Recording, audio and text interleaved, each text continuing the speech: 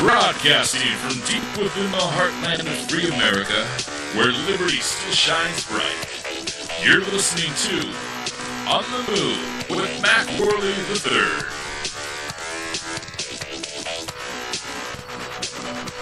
Welcome to the program. My name is Mac Worley III, and this is On the Move, the show that attempts to inspire you to stand up for your rights. We have an excellent show in store for you today, if I don't say so myself, which I actually, in fact, did. But, you know, I don't mind patting myself on the back for today's show because I think it's going to be fun. If anything, it's going to be fun. I'm not necessarily saying that I'm going to do a good job or I'm going to do, you know, better than any other host out there. But what I'm saying is that I'm bringing you guys a conversation that I think needs to be had. I think we need to have conversations with people who disagree on topics. I personally, I'm not for yes men just sitting up here saying, yeah, I totally agree. I completely agree with you. I don't think that we expand anywhere. We don't move forward when we just sit there and agree with each other. I love intellectual debate. I love talking to people who I disagree with, who are willing to do so with respect, honestly, just with respect. You know, we don't have to agree with each other on everything, but I want to understand you. I want to understand where you're coming from, and I want to understand your point of view. Now, that doesn't necessarily mean that I'm going to agree with you, and I very well may challenge you on your viewpoints, but in doing that, we can have a conversation, and you explain where you're coming from. I'll do the same, and we'll see who can reason it out the furthest and who can make the most sense. And you guys decide, I guess, what side you want to fall on the debate. Regardless, what am I talking about? Today, we're having two special guests coming on the show. The first one, he's been on the show before. His name is D.S. Edwards. He's an author of a book called Collective Retribution, and I actually really enjoyed that book. I read it probably about, I want to say about 6 months ago. Really outstanding read, somewhat of a thriller. It's about a terror plot in the United States, and it follows the attempts to stop it, and then, you know, the subsequent happenings after the attack. So I'm going to talk with him. We're going to just chew the fat on a bunch of different issues. He's joining us on the show today at 5:15 Pacific Standard Time. It's 8:15 p.m. Eastern Standard Time, and then afterwards we're going to move into a debate sort of situation. I mean, it's maybe debate is too strong of a word, but it's going to be a friendly conversation between me and Ken Crow, and we're going to talk about Donald Trump, and this is why the show today is titled Trump Trauma. We're going to go into this, you know, somewhat friendly debate. We're just going to talk about him. I personally believe that Trump is a progressive, and, you know, Ken, he seems to think he's going to convince me that he's not and that he's a conservative. He said he's willing to have a conversation with me about it, and I'm excited to have this conversation. I want to get deep into the mind of a Donald Trump supporter, and Ken, he's going to tell us all about it and why he thinks that you guys should support Donald Trump. And I'm going to give you guys the other side.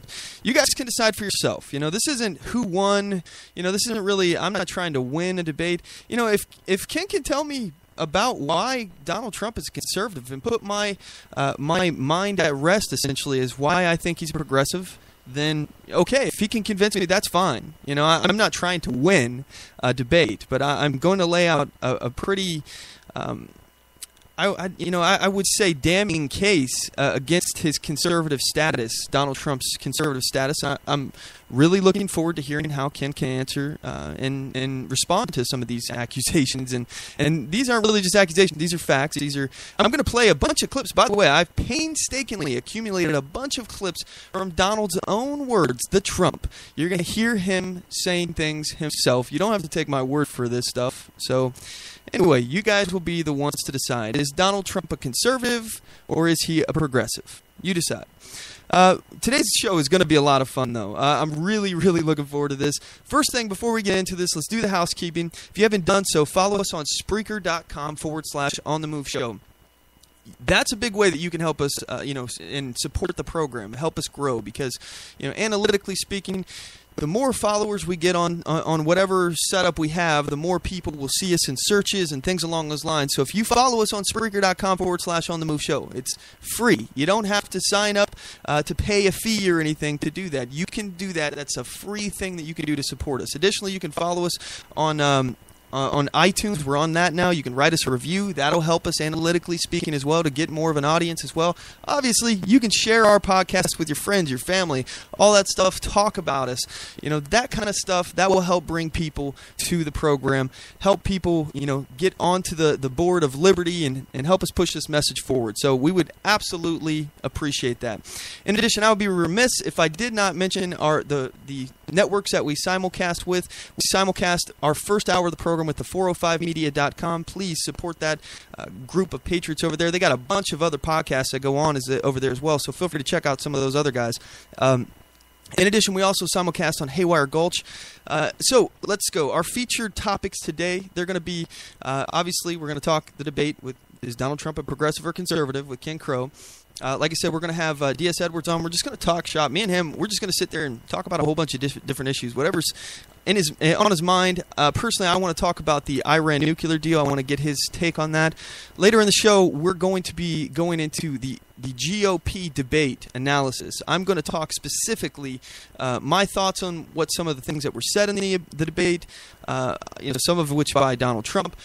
But in addition to this, I want to give you guys my feel about some of these candidates. Again, I don't give endorsements for candidates in presidential elections, especially in these kind of races. I'm not going to tell you guys who to vote for. You decide. You vote with your heart. But I'm going to give you some of the points that I took from this debate. And anyway, also I want to go into another portion of the show here, Hollywood propaganda on the Iranian deal, the nuclear deal that we have. So there is a video that came out. I want to discuss it. I'll play the clip for you guys. You guys can hear it for yourself and hear the ridiculousness from the other side. So anyway, we got a couple other topics in the news we're going to get to. As usual, you can join the conversation. The number to the show is 360-450-5625. You can email us at talk@onthemoveshow.com. If you have any comments, and this is something that I want to hear from you guys today. This is very, very important. I want to hear feedback from you guys, so please do this. Comment to us on Facebook. You can do that by commenting on one of our event links that you might have seen on Facebook. We're linked to that, so we'll get your comment, and I'll go check it out. And then, in addition, you can message us on Facebook.com/OnTheMoveShow. You can get us on Twitter, Twitter.com/OnTheMoveShow or @OnTheMoveShow. Those are a lot of different ways you can get involved today in this conversation. I want to hear from you guys. I want to hear, first and foremost, if you watched the GOP debate, who do you think won? Who do you think were the big winners? Who were the big losers? What are your thoughts? So anyway, one last time, that number is 360-450-5625. Our MacPack phone lines are open, so light them up, guys. And don't forget to check us out on our website, OnTheMoveShow.com. Follow us on Spreaker.com/OnTheMoveShow. Like us on Facebook.com/OnTheMoveShow.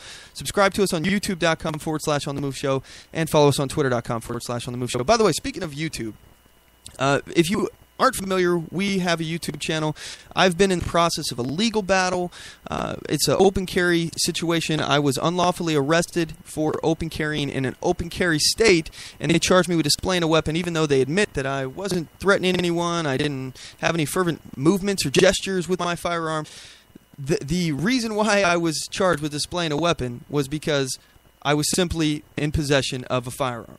And it's an open carry state. So let's lay that out first and foremost. So without really talking too much, I don't want to get too much about me this show, but what I do want to say is that if you are interested in following the progress of my trial and the subsequent updates about what's going on, I've been posting videos to our YouTube channel from the trial. I did a Freedom of Information Act request. I got all the videos. You're talking hours and hours and hours of video. I'm going through and I'm editing them and putting them up in bite-sized chunks, so you're not bored with a 4-hour clip of what happened a whole day. It was a several-day trial, so I'm putting this out there so you guys can see. And we've got, I think we're up to 16 videos from that trial, the first trial, and we've already done an update video following that trial. This was back in 2014. We're still in the appeal process. FYI, we ended up losing that first trial, and we're in the appeal process. It's not that big of a deal that we lost. I just want to put that out there because we have several appeals. I am going to continue fighting this, and things are looking pretty good. I'm very confident that we're going to overturn this conviction. Very, very confident. It's just a matter of time. But as you guys know, the court systems are very, very slow. We've had some movements in the appeal. I'm hesitant to give an update about what's going on about it yet because, things may change and things are very slow. So I will be giving an update within the next few weeks. Like I said, we have had some changes in the appeal. Things are looking good, but I don't want to count my chickens before they hatch. I'm going to wait until things are, for sure before I release any information. And expect an update video about the status of the appeal. I'm really looking forward to getting this all out in the open and having everything as transparent as possible. I hate the fact that this is just taking so long, and I got so many people asking me, what's going on with the status? Is this still going on? And the answer, yes, it's still going on. We're still fighting, still swinging, and I'm not going to stop.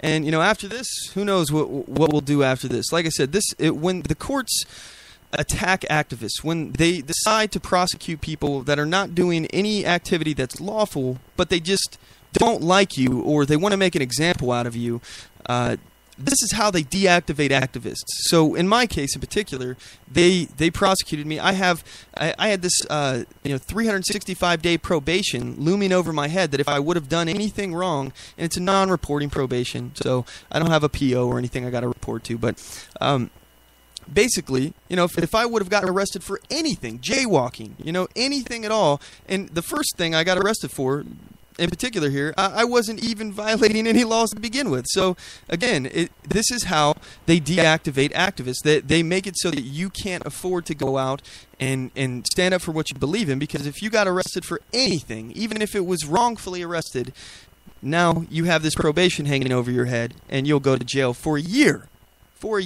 So yeah, pretty scary stuff. So I've kind of been laying low. I've been deactivated. I can't wait till this is off my head, because then we're gonna go out and we're gonna do some pretty awesome stuff. I got a lot of plans, a lot of stuff in the works here. So anyway, so without further ado, we're going to go ahead and cut to a commercial. And when we get back, we should be on the line with D.S. Edwards. Like I said, he's the author of the book Collective Retribution, and I'm really looking forward to talking to him about things going on in the news. We're going to break down what's going on with the Iran deal and much, much more. You guys do not want to miss this. Don't go anywhere. We'll be right back. Oath Keepers is a nonpartisan association of current active duty military, reserve, guard, veterans, peace officers, and firefighters who will fulfill the oath we swore, with the support of like-minded citizens who take an oath to stand with us, to support and defend the Constitution against all enemies, foreign and domestic. So help us God. Join us at oathkeepers.org.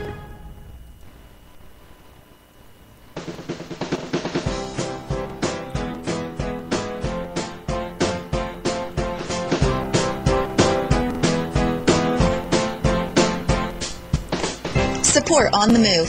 Help us make this podcast bigger and better.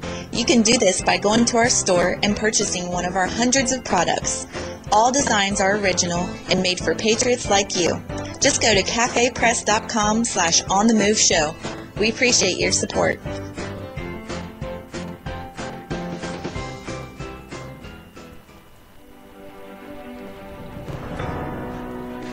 Hi, I'm Latasha Worley, and I work with candidates to creatively and effectively communicate their message to voters.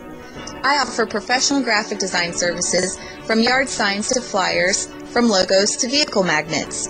Email me today at latashaworley@gmail.com. That's LATOSHA Worley@gmail.com for a quote on items for your campaign.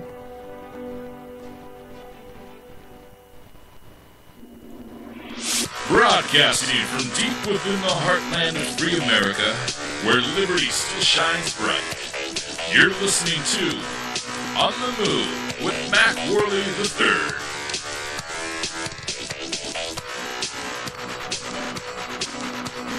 And we're back. I appreciate you all sticking with us. So I want to cover a article I've seen on OCRegister.com. This is the Orange County Register.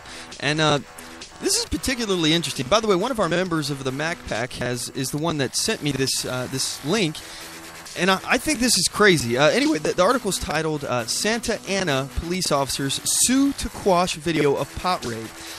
So these police officers, they enter into this medical marijuana facility. This is a medical marijuana dispensary, and these police officers, they do a raid, they kick everybody out.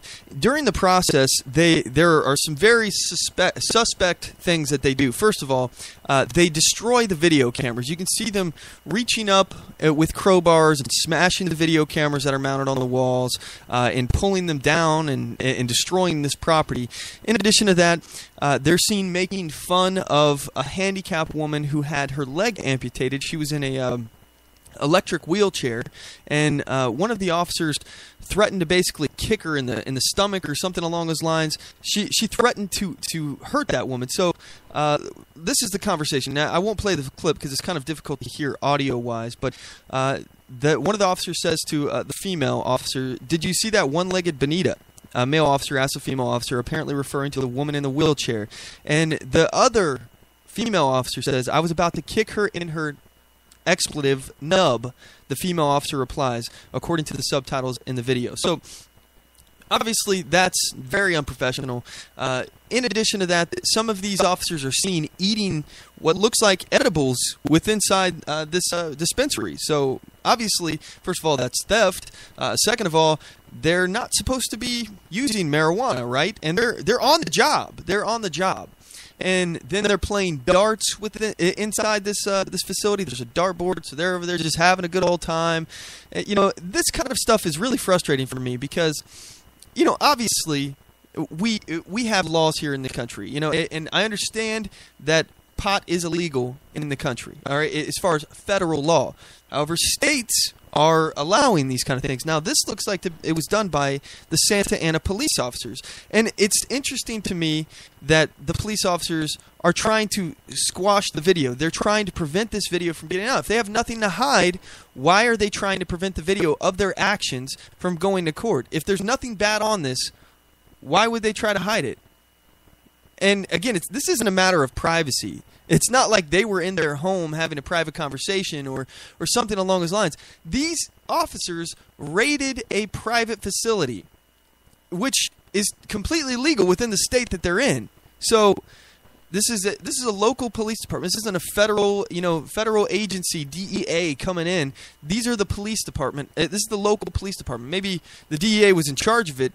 Regardless, I find it pretty ridiculous. And then on top of that, you start talking about tax money that these kind of dispensaries actually bring in. Let me see here. I have an older article that I was going to mention last week, but it ended up on the cutting room floor here. Washington State, as you guys know, that's where I came from before we came out here to Kentucky. Washington State made, this is an article on the Raw Story, Washington State made $65 million in the first year taxes from marijuana. The article is written by, I do not know. They don't have an author of it. Anyway, Washington State took in more than $65 million in tax revenue from the recreational marijuana market during the first 12 months since it became legal to produce and sell, according to data released by state regulators this week.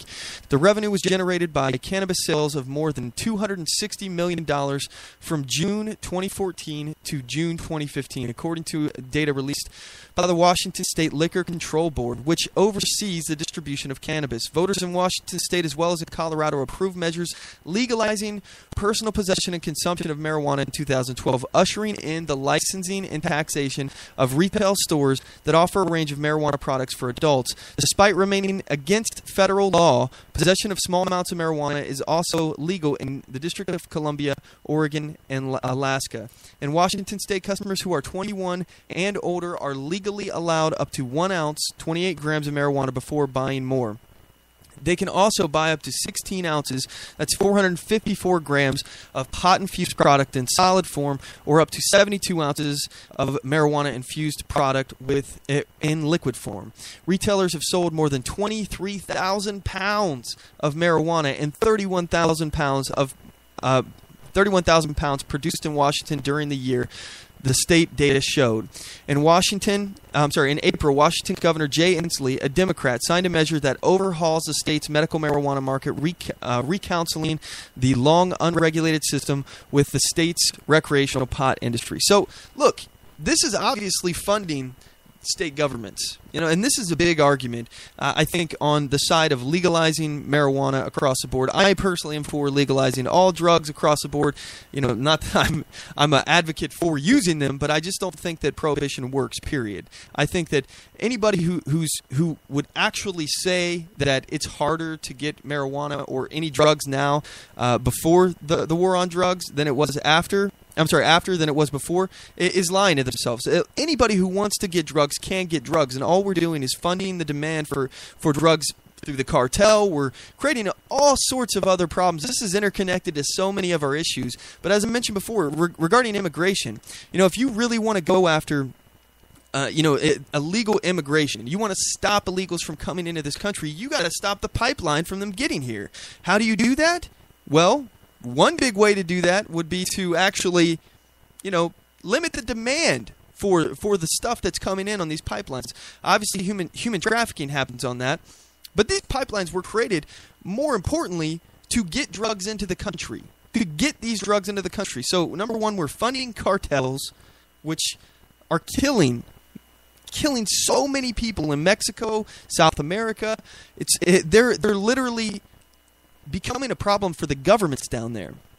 To the point, this is the same thing that happened with alcohol prohibition. That was one of the big reasons why we actually stopped prohibiting alcohol, was because the mob here in America was starting to rival the U.S. government in power. So that's exactly what's happening with the cartel, and we are the problem. There's a huge demand for drugs in this country. Let's just face it, there is. The war on drugs has been a major failure. And it hasn't stopped people from being able to get drugs. People can still get the drugs, but now there's no tax money made on it, first of all, when you're getting it illegally, and you're funding a criminal organization, and that criminal organization is a threat to our border security. They're creating the networks, and these people who are coming here illegally are using these cartel networks to get people here illegally. So it's inextricably linked to so many different issues in our country. However, if we legalize it, we can at least make some money off of it and cut that threat down, cut down the infrastructure to get illegals here in the first place. I think only good comes from this. Now, if in addition, the prison system, oh my goodness, if we actually made it to where people could actually get help instead of being punished for drug use, because this is a substance abuse problem. If you have, let's say, for example, a heroin addiction, okay, does it make sense that, from the government's point of view, they say, all right, you are doing drugs and that's going to ruin your life, so because we know what's better for you than you do, and, we don't want you to be addicted to drugs and it will ruin your life, we're going to throw you in jail, which ruins your life. So, to me, that just doesn't make any sense. In addition, we taxpayers, we have to support that. But then, these non-violent drug offenders, they go into jail, and jails are not this rehabilitation center. People don't get better for going to jail. What you've done is you've thrown these non-violent offenders in a school for criminal activity. You've now put them in a place where they can learn from people who know how to do crime really good. These people are now in there. Instead of getting rehab for their problem, first of all, they still have access to drugs in our prison system. Drugs they're in prison too. So it's not like they're getting any help. They're not getting rehabbed, and they're certainly not getting rehabilitated as far as their drug problem. But then certainly not getting rehabilitated as far as to become a productive member of society. If anything, they're more dangerous when they come out. So it doesn't make any sense. We need to treat this like a health problem. And get these people the help that they need instead of throwing them into jail for nonviolent offenses. Now, obviously, other things are crimes. So, people say, oh, well, drug addicts will steal things to fund their habit. Okay, well, that's a crime. Last I checked, in all 50 states, theft is a crime. If they assault somebody during the process of the theft, that's also a crime. Murder somebody, also a crime.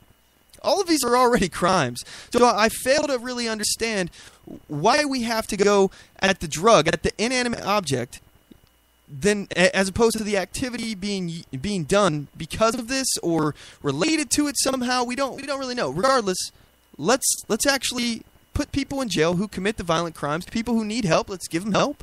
Let's put them in rehabilitation centers. Actually, do that, and we can use the money that we get from tax revenue on these substances to fund these kind of rehabilitations. Why aren't we doing this? It doesn't make any sense to me. But I digress. It looks like D.S. Edwards hasn't called in yet. I'm not really sure where he's at. So I'm going to go ahead and we're actually going to cut to a clip here. I want to play something that happened at the GOP debate. And look, for me, I like Ted Cruz. Now, like I said, I don't endorse candidates, but I think out of the candidates that we're debating on at the big boy table, essentially at the adult table, because there was two different debates. We had what was called the kids table, where we had the bottom polling 7 candidates who were talking, and then we had the adult table, and it was the top 10 polling.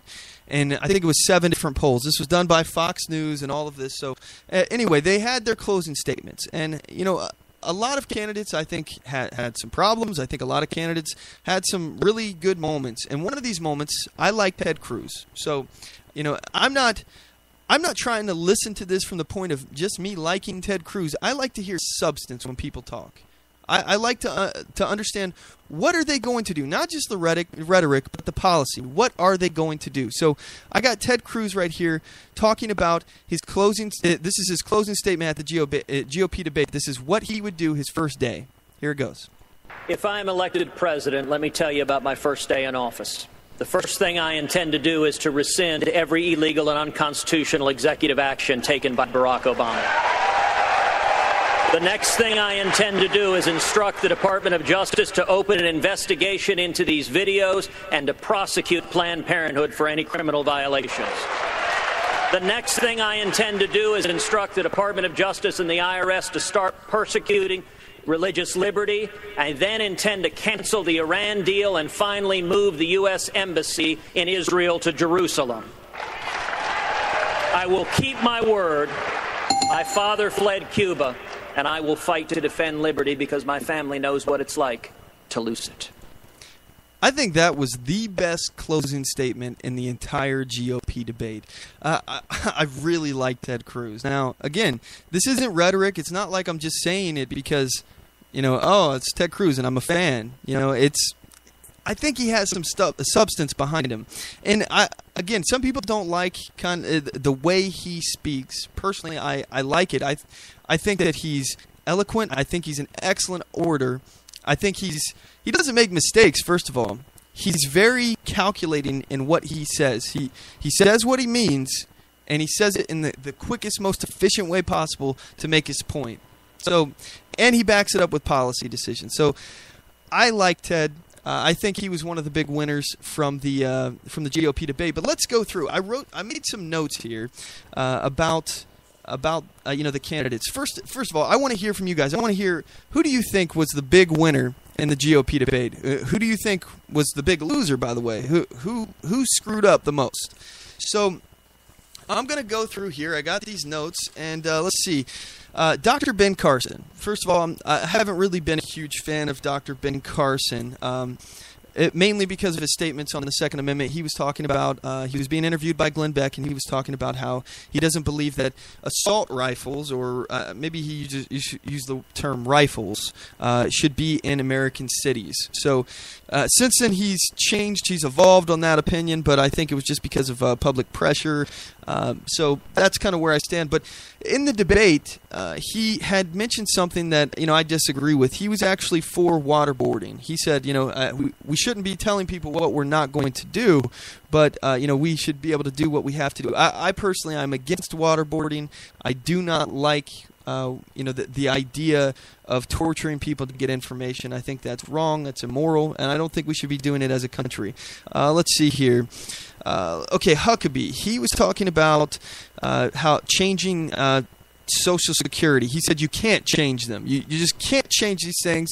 So essentially, he's alluding to the fact that we're stuck with entitlements, and there's nothing that we need to do. And then he went on to say that Congress, they need to give up their retirement, which I would agree. I think Congress does need to give up their retirement, but that was his solution to cutting entitlements.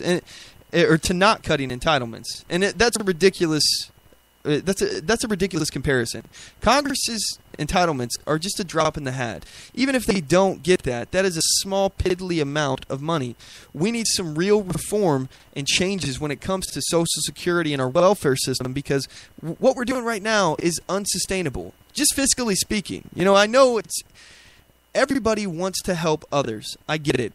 I want to help others. I don't want others to be hungry or starve. But, you know, one of the best ways that you can help somebody is to not help them to the point where they're undermotivated to go out and get a job. They become over-dependent on government to provide for them. Because, for example, in welfare situations, some people, they may actually lose money if they go work. They may get a job and end up making less money doing the job. But now that they're making money, they're less qualified for welfare, which in turn, overall, they're making less money. So they're disincentivized to actually get a job and go work.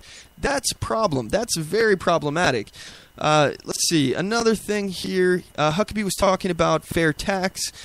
He was saying that the fair tax should fund Social Security. Fair tax, basically, they're talking about a broad tax. Everybody's paying the same overall tax. For example, Rand Paul was talking about a 14% tax rate across the board, no corporate exemptions, things along those lines. And for me, this is one of my main issues, okay? Huckabee's talking about using a fair tax to fund Social Security and these other welfare programs, essentially, these other entitlement programs. But I don't hear these candidates mention anything about, making it illegal to have a sales tax at the same time, or if we're just doing it on a sales tax, like a use tax, a consumption tax, which personally I'm a fan of. I think that if we had a consumption tax, we wouldn't need an income tax. This is where I stand.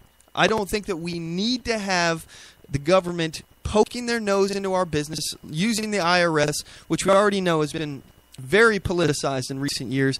They targeted Tea Party members in an election year, and that could have definitely, possibly, had some kind of impact on the election. Who knows? Who knows what would have happened? But they were targeting, political opposition to the administration during an election year. So I think that right there should disqualify any kind of income tax, because they're poking their nose into too many different areas now. So I think all we need is a use tax. But in order to do that, we would have to have a constitutional amendment to prevent another income tax from coming around. Otherwise, I wouldn't support it, because if you create a use tax, income tax is just going to come right back. The government's going to find a way to squeeze you, squeeze more money out of you. So I digress. Anyway, let's see. It was mentioned that Donald Trump filed for bankruptcy 4 times. He's used the law. In his own words, he said he's taken advantage of the laws, and he said that he's never gone bankrupt. However, his corporations have. Let's see. He's the victim, basically. He was bragging about himself several times.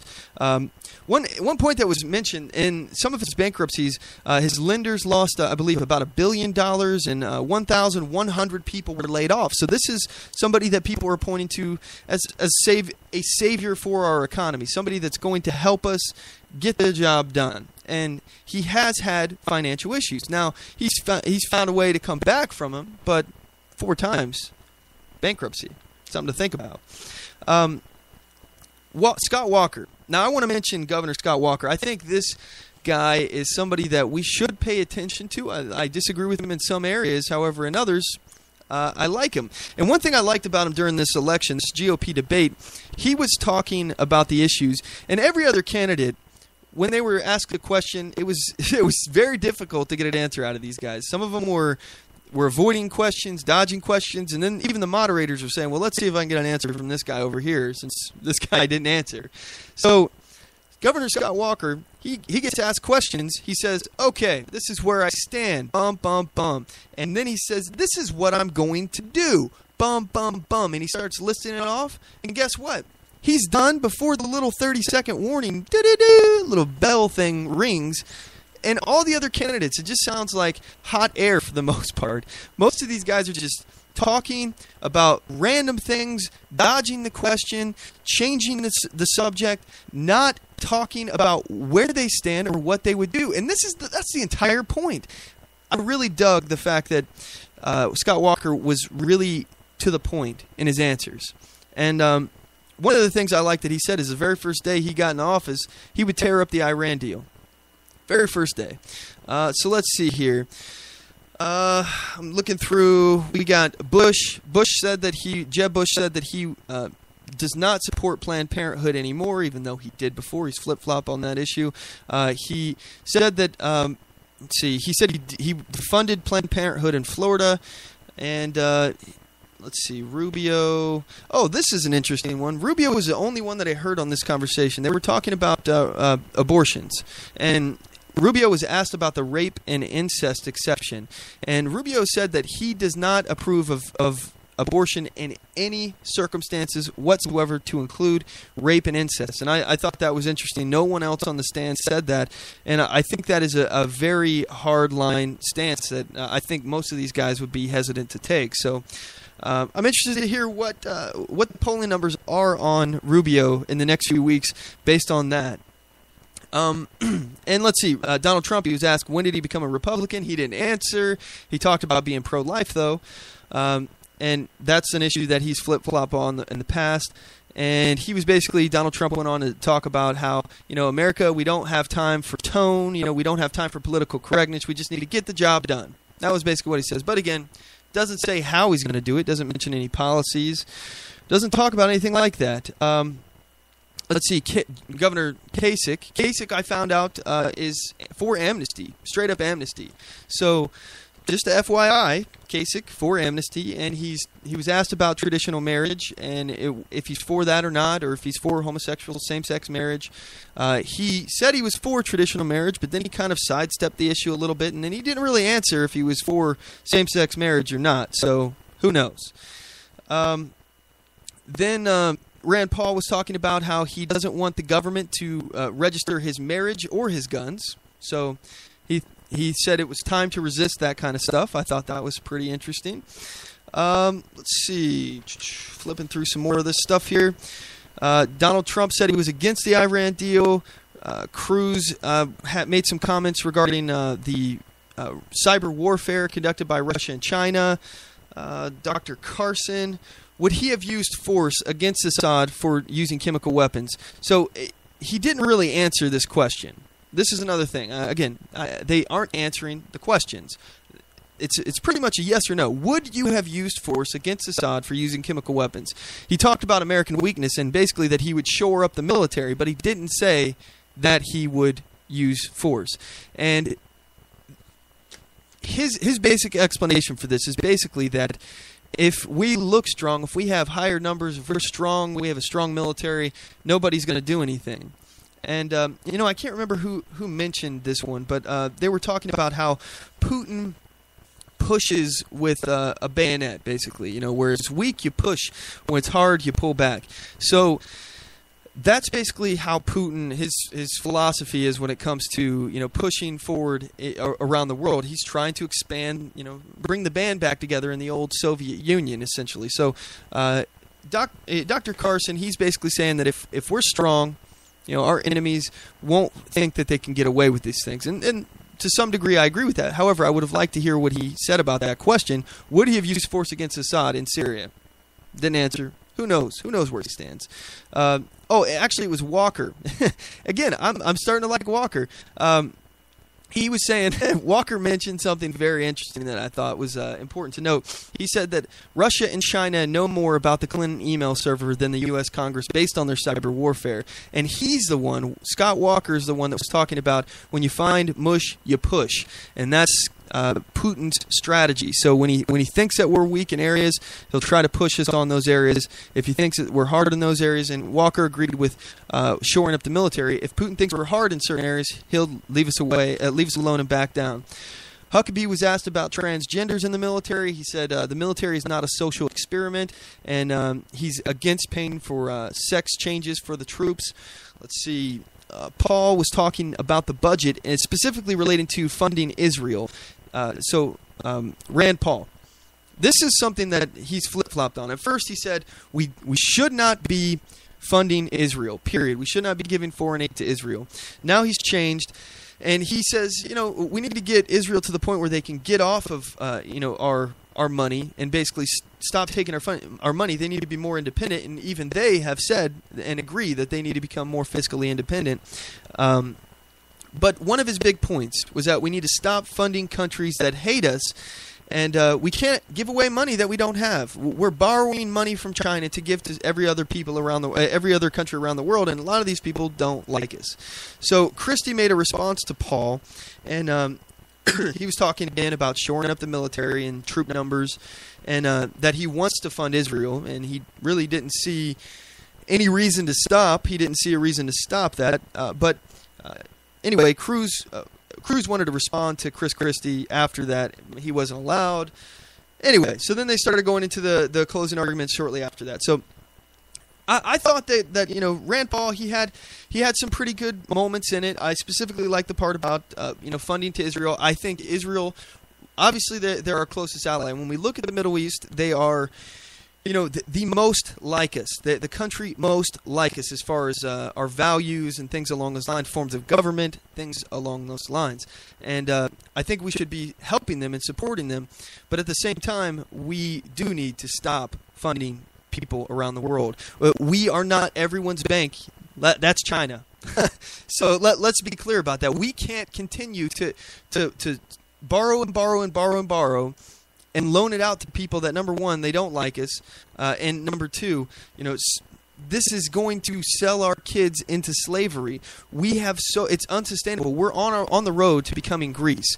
So I think this is important that we address. Anyway, we have a caller coming in at this time. We're going to go ahead and take this call. Give me 1 second, get the line on. All right, hit caller. Where are you calling from, and what's your name? This is world-renowned author and speaker D.S. Edwards calling for Mac. Yes, sir. Hey, DS, you're on the air. So what's going on, man? We tried to get on you earlier. Did I not give you the number or something? Did I forget to do that earlier? Yeah, I didn't get the number, and then some other things came up, and I thought, I better give them a call now. So I got some fires put out, and I'm here. Roger that. Okay, so first thing I want to get to, man, I want to know where you stand on this debate. Did you watch this GOP debate? I watched some of the Dog and Pony Show, so I guess that'll tell you where I stand on it. Honestly, if we start understanding that it's more important to care about who sits in our city council, who sits on our county commission, who our sheriff is, if we start really concentrating and realizing that the local and state elections are more important than who sits in the White Mansion in Pennsylvania, we really got to get back to the Constitution. I mean, we need somebody solid, somebody, a good constitutional conservative in the White House, yes, but I think if we don't have the local and state government back under, constitutional conservatism, then it's not going to matter. So we've really got to start concentrating on that. I guess that tells where I stand. I could not agree more with you regarding that. I want to get your opinion on the GOP before we get into local stuff, because I want to comment on this, but I want to get your opinion on the GOP debate itself. Did you think that there were any winners or losers, or did you think somebody put their foot in their mouth particularly bad at any point? I've always been since day one, since he announced. I've always been kind of a Cruz guy myself, so I think it's particularly interesting now that he's climbed so much in the polls since the debate. I mean, he's really, he's come up a long ways. Trump, he resonates with Americans, and he resonates with them because he doesn't take money, he's not beholden to special interests, and he says what he feels. He says what he says, and he doesn't care who says anything about it. He doesn't care what anybody thinks. So I think that's why he resonates so well with voters, but I don't know if he's going to be, conservative or not. I have my concerns. Yeah, me too. Well, I think if you listen later in the show here, I'm going to lay out a pretty good case here to his progressivism, and definitely, I'm looking forward to hearing what Ken Crow has to say about it. Regarding Cruz, I'm a Cruz guy right now. I like him. I think the more I hear from him, the more I like him. I think the more he gets in front of the American people, I think people will hear him. Now, when you make the comparison between Cruz and Trump, earlier this episode we were talking about Putin's foreign policy, basically, where there's mush, you push.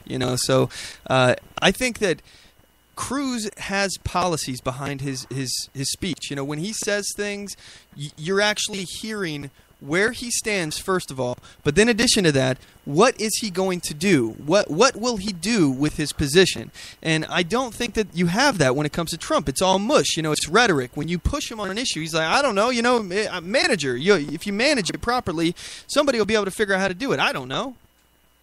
Yeah, I see the same thing. It's like, you ask him about an issue and he says, Rosie O'Donnell. I mean, it's such a distraction. It's such a dog and pony show. I talked to somebody the other day, and we've got, Iran just, steps away from being able to destroy the nation of Israel. We've got, Hillary committing treason, or Billary, I like to call her. We've got all these issues and all these problems. And what do we have the media doing? Hey, don't look over there. Hey, look over here. Trump, climate change. This is what's important. He's part of the. I think he's part of the show. I mean, to him, I think it's like another reality show. It's just another entertainment, show to put in his resume. Oh yeah. I definitely agree with that. And personally, I don't have any issue with a celebrity president. I mean, even Reagan was a celebrity, but I don't think that we should just settle for a celebrity who has no substance. I'm all about substance, and I'm willing to have conversations to anybody on any side of the aisle or debate. But when you start talking about, forcing Mexico to pay for a bill, but you don't explain how you're going to do that, you also start talking about how you're going to deport 11 million illegal immigrants, but you have no way to explain how you're going to do that either. It's just starts getting nonsense. But let's go back. I want to talk about the local level solutions, essentially, because I absolutely agree. I mean, there's only so much that we can hope for. I think it's a disgrace to focus all of our efforts just on the president, but there are so many local level solutions. First of all, we can get people on the city council that are not, left-wing liberal progressives. That's a big deal, and that does have a major effect. But one of the things I like to mention is the process of jury nullification. Do you know a lot about that? I'm sorry, what was that? I didn't catch the last part. Jury nullification. Do you know much about jury nullification? Not a lot. I've just really started diving deeply into the Constitution. It's something that I didn't learn in school, but it's something I'm really having a passion about. And to me, it's black and white. The Constitution was designed for this nation to be governed from the bottom up, from the local and state level up to the federal level, and we got completely backwards and away from that. So the reason I pushed local control so much is, it's black and white. We can say no to the federal government. We can, have the right people in place in our sheriff's office, in our, county commission. We can have the right people in place to say no to the federal government. It's within our power to do it, but I think everybody's afraid to do it. Mm-hmm. Yeah. Regarding jury nullification in particular, I think this is the easiest way that we as citizens can put a check on our government. And this is one of the least known checks and balances that we have. Jury nullification, also a lot of people call it the 8% solution, where 1 out of 10 jurors can nullify a law. If you just decide that you're not going to hold somebody guilty for violating a law where there's no victim and you think that the government's running amok, you can nullify the law and just decide not to hold them guilty. So it only takes 8% of the population to do this. If only 8% of Americans knew about the process of jury nullification, where you have no obligation as a juror to actually follow the judge's instructions. You can decide somebody's guilt based on your conscience and not what the jury instructions are. If you think that there was no victim,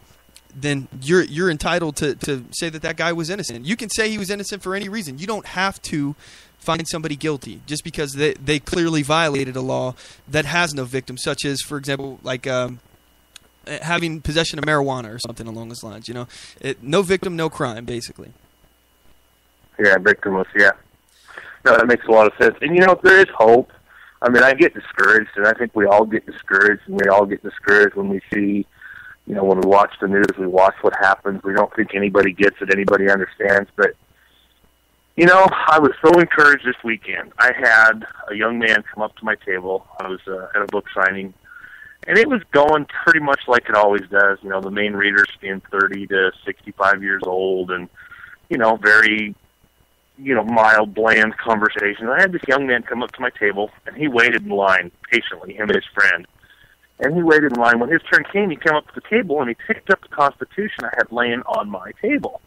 Because I read it when nobody's at my table, and I'll sit there and study it. He picked it up, and he looks at me and says, it makes me really sad when I hold this. And I thought, okay, that's a little strange. So I asked the kid, I said, well, why does it make you sad? And he said, because it doesn't seem like anybody in elected office anymore, or anybody running, really even cares about this. And I said, oh, okay. And then he starts explaining the 17th Amendment to me, and starts explaining how he thinks that, the Founding Fathers would repeal that today. That deals with the senators being elected by popular vote now instead of, the way they were used to be selected by the state legislatures. He explains that to me. Mm-hmm. He explains the freedoms in the First Amendment. I mean, this kid really knows his stuff, and I just sat there kind of open mouth, like, wow. And I asked him, I said, well, how old are you? And he goes, well, I'm 15.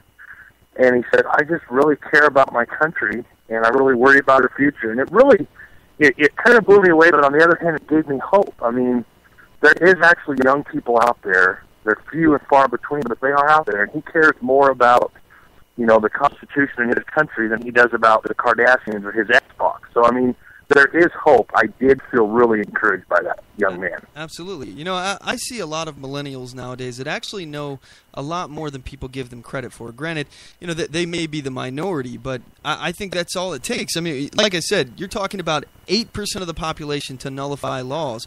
The government is reliant on us to enforce the tyranny that they put on us.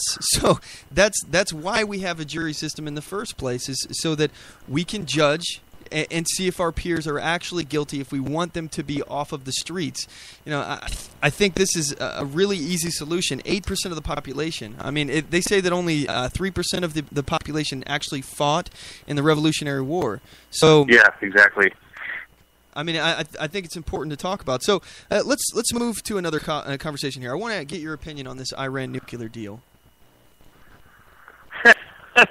Well, I've been saying for a long time, this current administration's policy, or what I like to call drum circle diplomacy, is going to lead us into the pit. I mean, the thought, the mentality that, if John Kerry or, whoever goes over and sings Kumbaya and we all get along and we show them respect and we love them, they're not going to want to kill us. I mean, it's just ridiculous. So it's very dangerous. I mean, we're talking about, ISIS all the time. We're talking about the stuff going on in Syria and Iraq. I mean, honestly, we've already got an Islamic State. It's called Iran, and we just negotiated with them, and we just gave them permission to gain nuclear weapons and wipe out Israel. I mean, it just boggles the mind what we've done.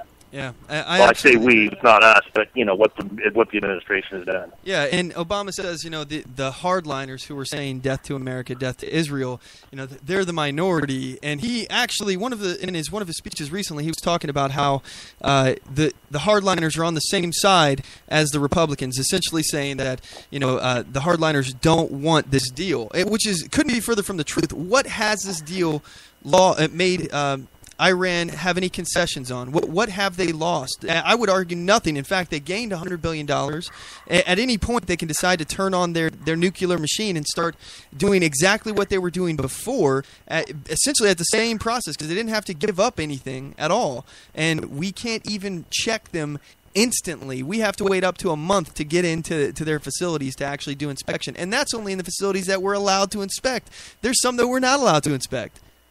Yeah, no, I would absolutely agree with his statement that the hardliners don't want it. I absolutely don't want it. He's absolutely right. Well, what we've done, the only difference... As far as hardliners, he was talking about the Iranian hardliners saying death to America, death to Israel. The only difference... He was saying that they're on the same side as Republicans, which is not true. No, we don't. The reason I don't want the deal, I mean, it's no different than what they're already doing. The only difference is now we're paying them to do it. We're giving them the money to do it.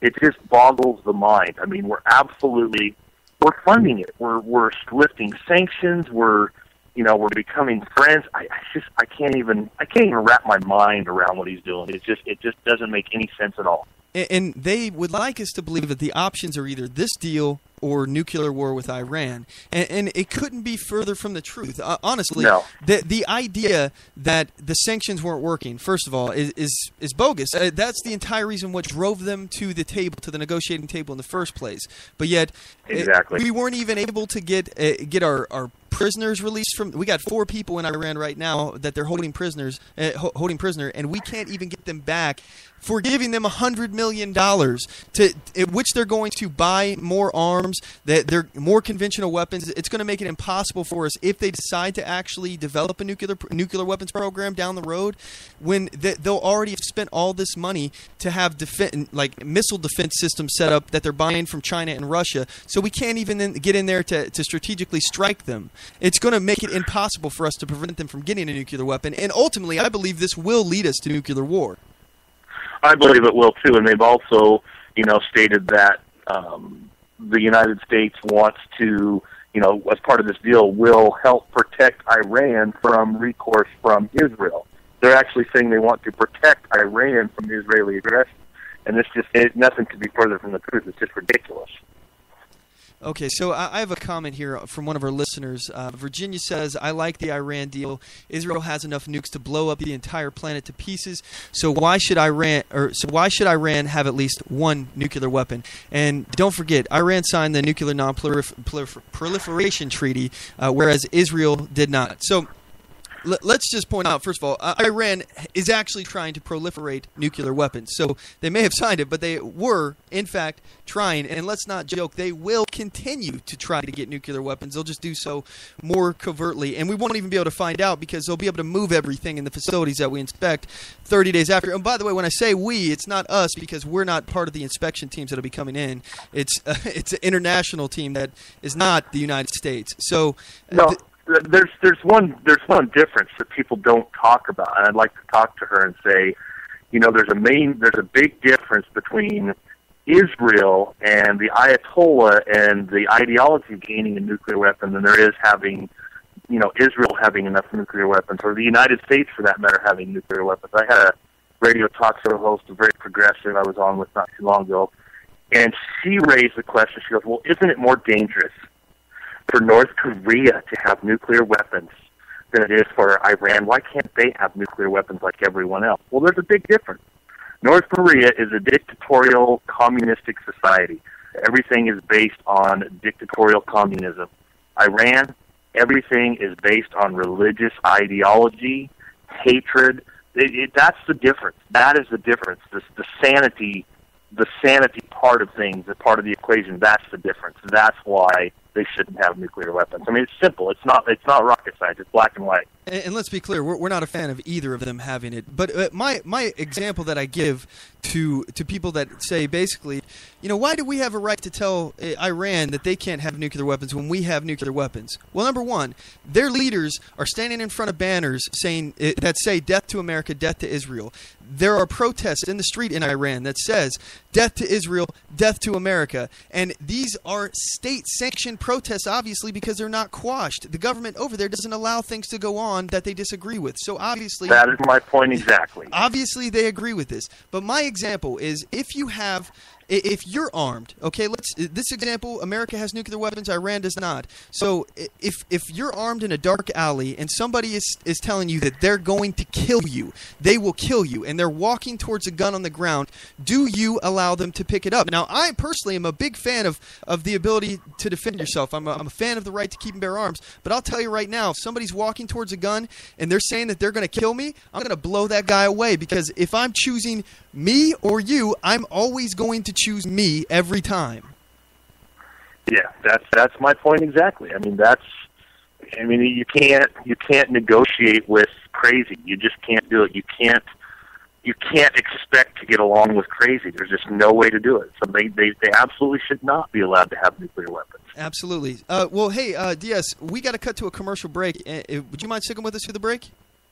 Yeah, no problem. I'm starting to come to, so I'm ready to go. Yes, sir. All right. And for those of you on the 405 Media, we're going to be cutting out the first hour's ending here, so feel free to join us over at OnTheMoveShow.com. For the rest of you, we'll be right back with the second hour. Don't go anywhere. I do solemnly swear that I will support and defend the Constitution of the United States of America against all enemies, foreign and domestic, and that I will bear true faith and allegiance to the same, and that I take this obligation freely, without any mental reservation or purpose of evasion, pledging my life, my fortune, and my sacred honor. So help me God. Join us at oathkeepers.org.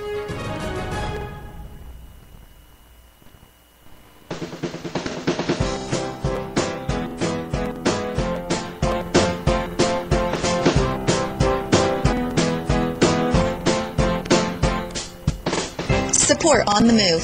Help us make this podcast bigger and better. You can do this by going to our store and purchasing one of our hundreds of products.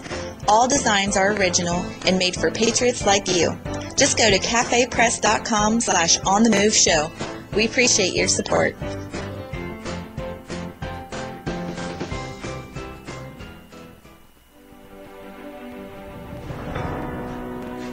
Hi, I'm Latasha Worley, and I work with candidates to creatively and effectively communicate their message to voters. I offer professional graphic design services, from yard signs to flyers, from logos to vehicle magnets. Email me today at latashaworley@gmail.com. That's LATOSHA Worley@gmail.com for a quote on items for your campaign.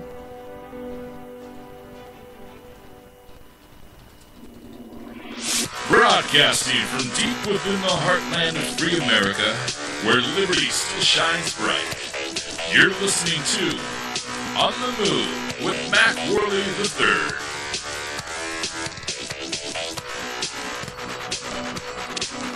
And we're back. I appreciate you all sticking with us. This is the second hour of the program, and we are joined by author D.S. Edwards. He's on the line. Hey, D.S., you still there?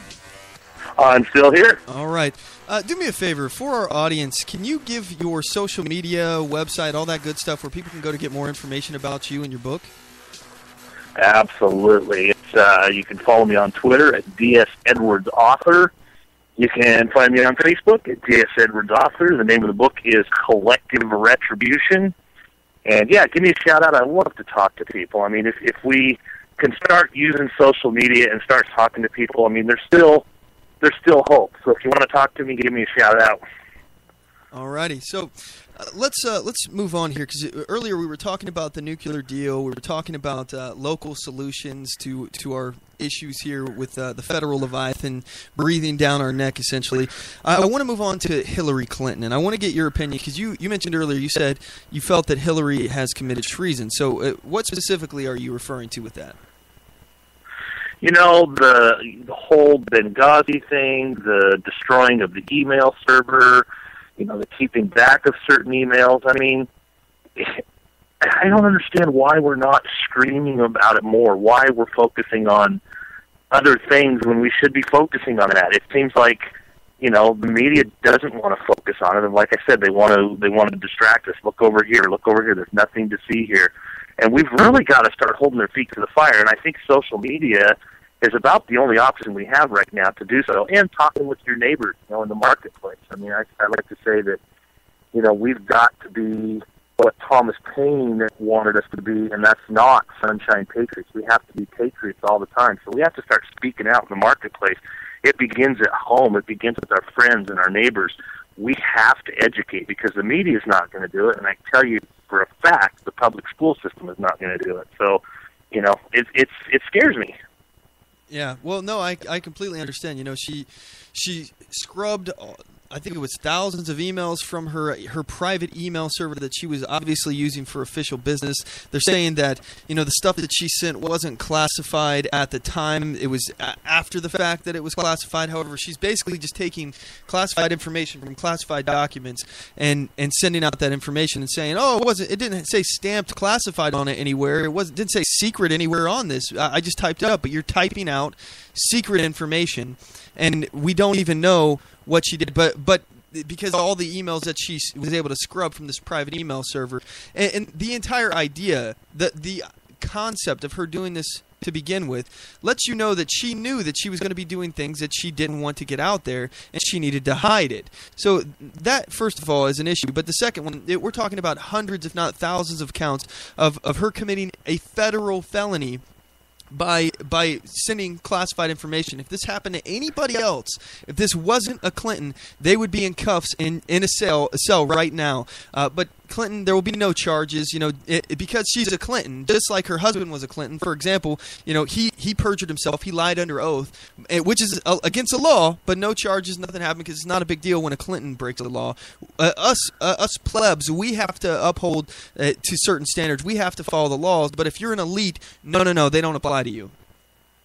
Yeah, it's not. I mean, nothing's going to happen. I mean, the media is not going to focus on it. I mean, for the fact that a presidential candidate, any time in our history, is under FBI investigation right now at this moment, and it's not on every single newscast, it just boggles the mind. It just amazes me. Yeah. I mean, the outrage is just not there like it should be, and this is incredibly important. You know, we have Hillary Clinton, where she has received donations to the Clinton Foundation, which is essentially a slush fund used to pay salaries for her employees at the foundation and her campaign people that she has working for her. They're using it to pay for lavish travel expenses and things along those lines. And she's getting paid money from the Saudis while she's at the State Department. Is there no conflict of interest? No issue with this? Nobody worries about these kind of things? Yeah, nobody say. I don't understand it. I mean, obviously you worry about it, and I worry about it, and you know, people who care and who understand things worry about it. But like I said, it's not going to happen. I mean, nothing's going to happen in the mainstream media. Nothing is going to happen in public. It has to happen. It has to begin at home. I mean, Jefferson said education has to begin at home. We can't rely on public education to educate our children about the Constitution and about what's going on. We have to do it ourselves. So we've got to start speaking out. I mean, you would love where they sent me at the last book signing. I sat right next to a county Democrat booth, and I had so much fun sitting there talking to them about the Constitution. And I asked, it was really funny, I asked every single person at that particular table what the 5 freedoms were in the First Amendment, and not one of them could tell me. So, you know, you got to start speaking out. You have to be bold. You can't be afraid to talk to people. You have to do it, because nobody else is going to do it for you. Absolutely. So, in particular, I want to get your opinion on federal education. We got a couple minutes left in this segment here. I want to see what you think regarding the federal government in charge of what our children learn. Yeah, it was never meant to be that. I mean, education was never one of the powers that was, you know, delegated to the federal government. It's just not supposed to be. It was never meant to be. We shouldn't have a Department of Education on the national level. And, you know, I say this from someone who was the son of a school teacher. I mean, he taught, and he taught what he thought was right, and you know, it was a small town, so he was able to get away with a little bit more, but we should never have had a federal education department. That was supposed to be on the local and state level. So, you know, that's bottom line. I don't think we should have federal education standards. I agree. I completely agree. I think this has to be something that we push for to eliminate. I don't like the whole idea that the federal government is in charge of teaching us. And in doing that, if the federal government is trying to teach us about the Constitution, it behooves them not to fully explain to us the limitations of their powers. That they're teaching us the Constitution itself. That's a document that tells us what the restraints that we've put on the government is itself. So if we don't know what the government can't do, that only helps them out. They're not going to teach us the checks and balances that would limit their power. I mean, talk about the biggest conflict of interest in the world. I mean, they're teaching in such a way that helps them retain their power. It was never meant to be that. But they're not going to teach us how to, take power back to the local and state level. So it should have never been. Absolutely. Yeah, I completely agree. I think it's a travesty that we should be stopping. This is something that, the states can do on their own. The government, the federal government, was supposed to have a very small, limited impact on our lives. But, post New Deal era, I mean, it's got everything to do with your everyday life, between the amount of toilet you're allowed to have in your water, in your toilet bowl, to anything. I mean, how you can use your private property, so many other aspects of it. It's just ridiculous at what they're doing nowadays to take away our rights. Yeah, and it's just beginning. I mean, we haven't even scratched the surface of what's coming. I mean, they want to, tax our well water. Tax us in Oregon based on the amount of miles we drive instead of the regular gas tax. I mean, it just boggles the mind what's happening. I never thought I would have seen it in my lifetime, but it's happening before my very eyes. Absolutely. Yeah, I completely agree. So, well, we're going to have to wrap up this segment. We're about to have another guest on the program. First, I just want to say thanks so much for joining us. I really enjoy talking to you. And sorry I didn't get that number to you quick enough. I thought I already said that. Oh, that's okay. I had something come up, and so things happen. It's all good. It's actually it's not a problem. I really appreciate you having me on. I want to say one thing about Trump before I go. Yeah, go for it. We've really got to look back and look at the 1992 elections, and we've really got to see what we're setting ourselves up for as GOP voters. I mean, Ross Perot dropped out of the race, after he ran as an independent. He dropped out of the race on a Wednesday in the middle of the Democratic National Convention, and Bill Clinton rose 25 points overnight, and voila, he was president. So we've really got to pay attention. I mean, the fact that he could totally pull out and run as an independent, kind of scares me a little bit.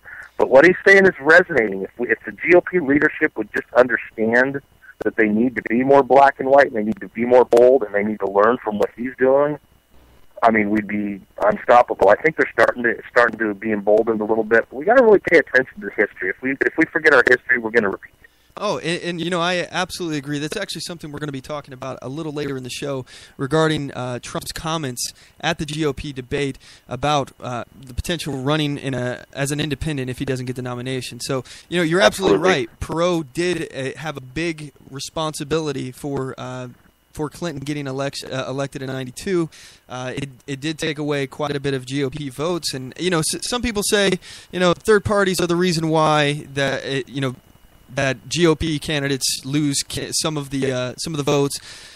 Sometimes that's deserved. Sometimes it's not. In that case, it's unfortunate that we can look back and we can see what it caused. It caused a Clinton presidency, and it could actually happen again with Trump. One thing that's important to note, I believe there was a conversation that went on between Trump and Obama before he announced, and then there was apparently a conversation where Bill Clinton, encouraged Trump to run against his wife. So it's I don't want to get too conspiratorial and tinfoil hat here, but when you're talking about this, this guy has donated $100,000 to the Clinton Foundation. He's obviously friendly with Hillary. She came to his wedding, his daughter's wedding. Yeah, exactly. And this could be a progressive attempt, because honestly, I believe he is a progressive attempt to basically split the vote in the GOP and get people to basically get another Hillary in office, because Hillary, she needs some major help. She's not going to get in there on her own merit. Yeah, she's not going to get in there on, and honestly, Bill wouldn't have got in there on his own either. And 25 points. He went up 25 points overnight. Never happened before in the history of presidential politics, and never happened since. I mean, 25, that just doesn't happen. So the only reason we have the Hillary dynasty is because that happened in 1992, and I think we're setting ourselves up for the same exact thing right now. Yes, sir. So one more time with your social media, website, all that good stuff. It's Facebook, DS Edwards Author. You can follow me on Twitter at DS Edwards Author. You can read the book, Collective Retribution. The second book comes out in March, and it will be titled Amish Rising, book 2. So, yeah, if you want a good fictional read that helps people maybe wake up a little bit through a good story and makes them think about America's future, then pick up the book, and you'll love it. Let me just clarify. There is a sequel coming out, Amish Rising?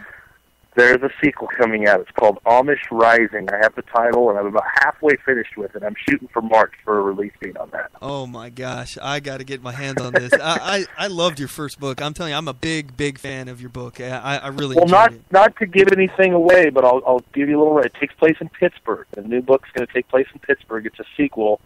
And what happens, without a spoiler alert, is the gangs take over the city of Pittsburgh after book 1.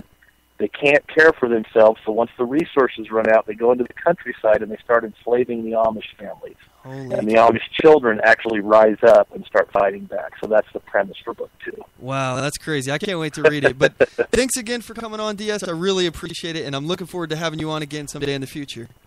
Right on, man. Thanks. Hopefully I didn't ruin my chances for being late and not being on next time. I appreciate you having me on. Oh, no, you're good. You can come on anytime. Take care, buddy.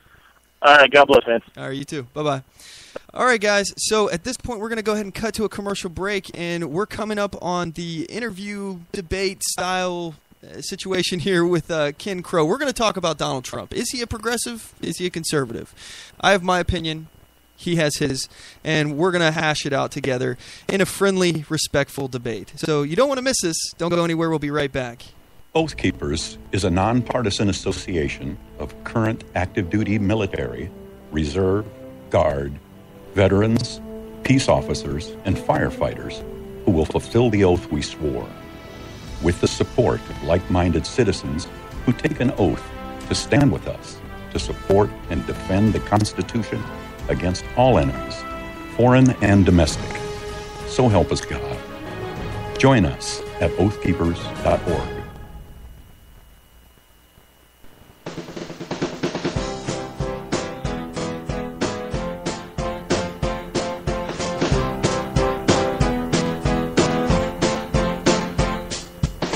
Support On The Move. Help us make this podcast bigger and better.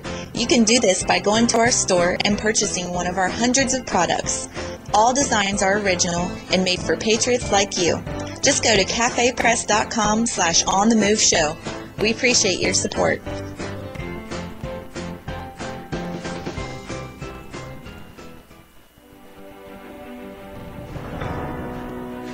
Hi, I'm Latasha Worley, and I work with candidates to creatively and effectively communicate their message to voters. I offer professional graphic design services, from yard signs to flyers, from logos to vehicle magnets. Email me today at latashaworley@gmail.com. That's LATOSHA Worley@gmail.com for a quote on items for your campaign.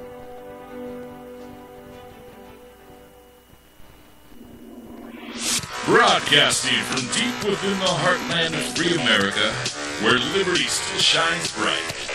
You're listening to On the Move with Mac Worley III. Hey, we're back. Thanks for sticking with us. So at this point, we have, I believe this is Ken Crow on the line. Hey, Ken, is that you on the line? Yes, sir, Mac. Great to be with you, my friend. Oh, it's great to have you.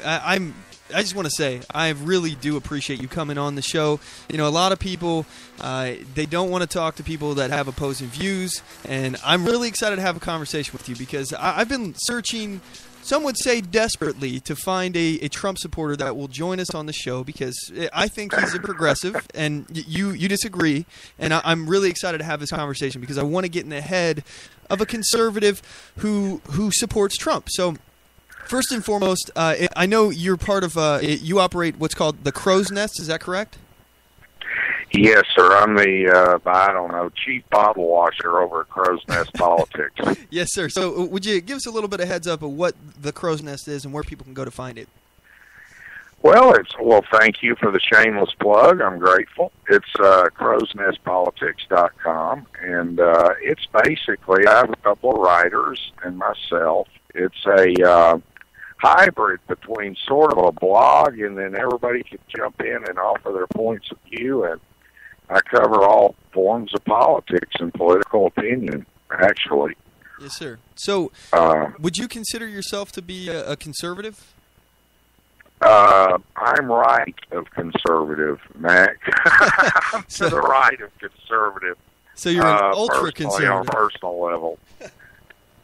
Okay, so... Yes, sir. I'm ultra-conservative, but I co-founded the TeaPartyCommunity.com, the online internet sensation, with my good friend Tim Saletti. And we also just recently started the other day, a new website and an organization. We're going to build a 1 million-man ground army for Donald Trump. It's called CitizensForTrump.com, and it's all grassroots. Yes, sir. So, all right, before we get into this debate, I want to just hash out here and get a get a baseline for your beliefs, okay? Because I want to see if where you stand lines up with where Trump stands, okay? So I'm going to go through just a couple questions here, and if you don't mind keeping your answers kind of short and to the point as far as, where you stand on these issues, I'd appreciate it. Is that okay with you? Absolutely. Go for it. Okay. As far as immigration is concerned, let's look at a pathway to citizenship or amnesty. Do you support amnesty for people who came here illegally? I support something that has to be done. My position on this, actually, I gave a speech last year in Washington, D.C. on this topic. I believe we do need to seal the borders. I believe that the reality is we've got somewhere, estimates are all over the board, 11 to 20 million illegal people here. Mm-hmm. The reality is you're not going to put them all on a Greyhound bus and send them home. That's not going to happen.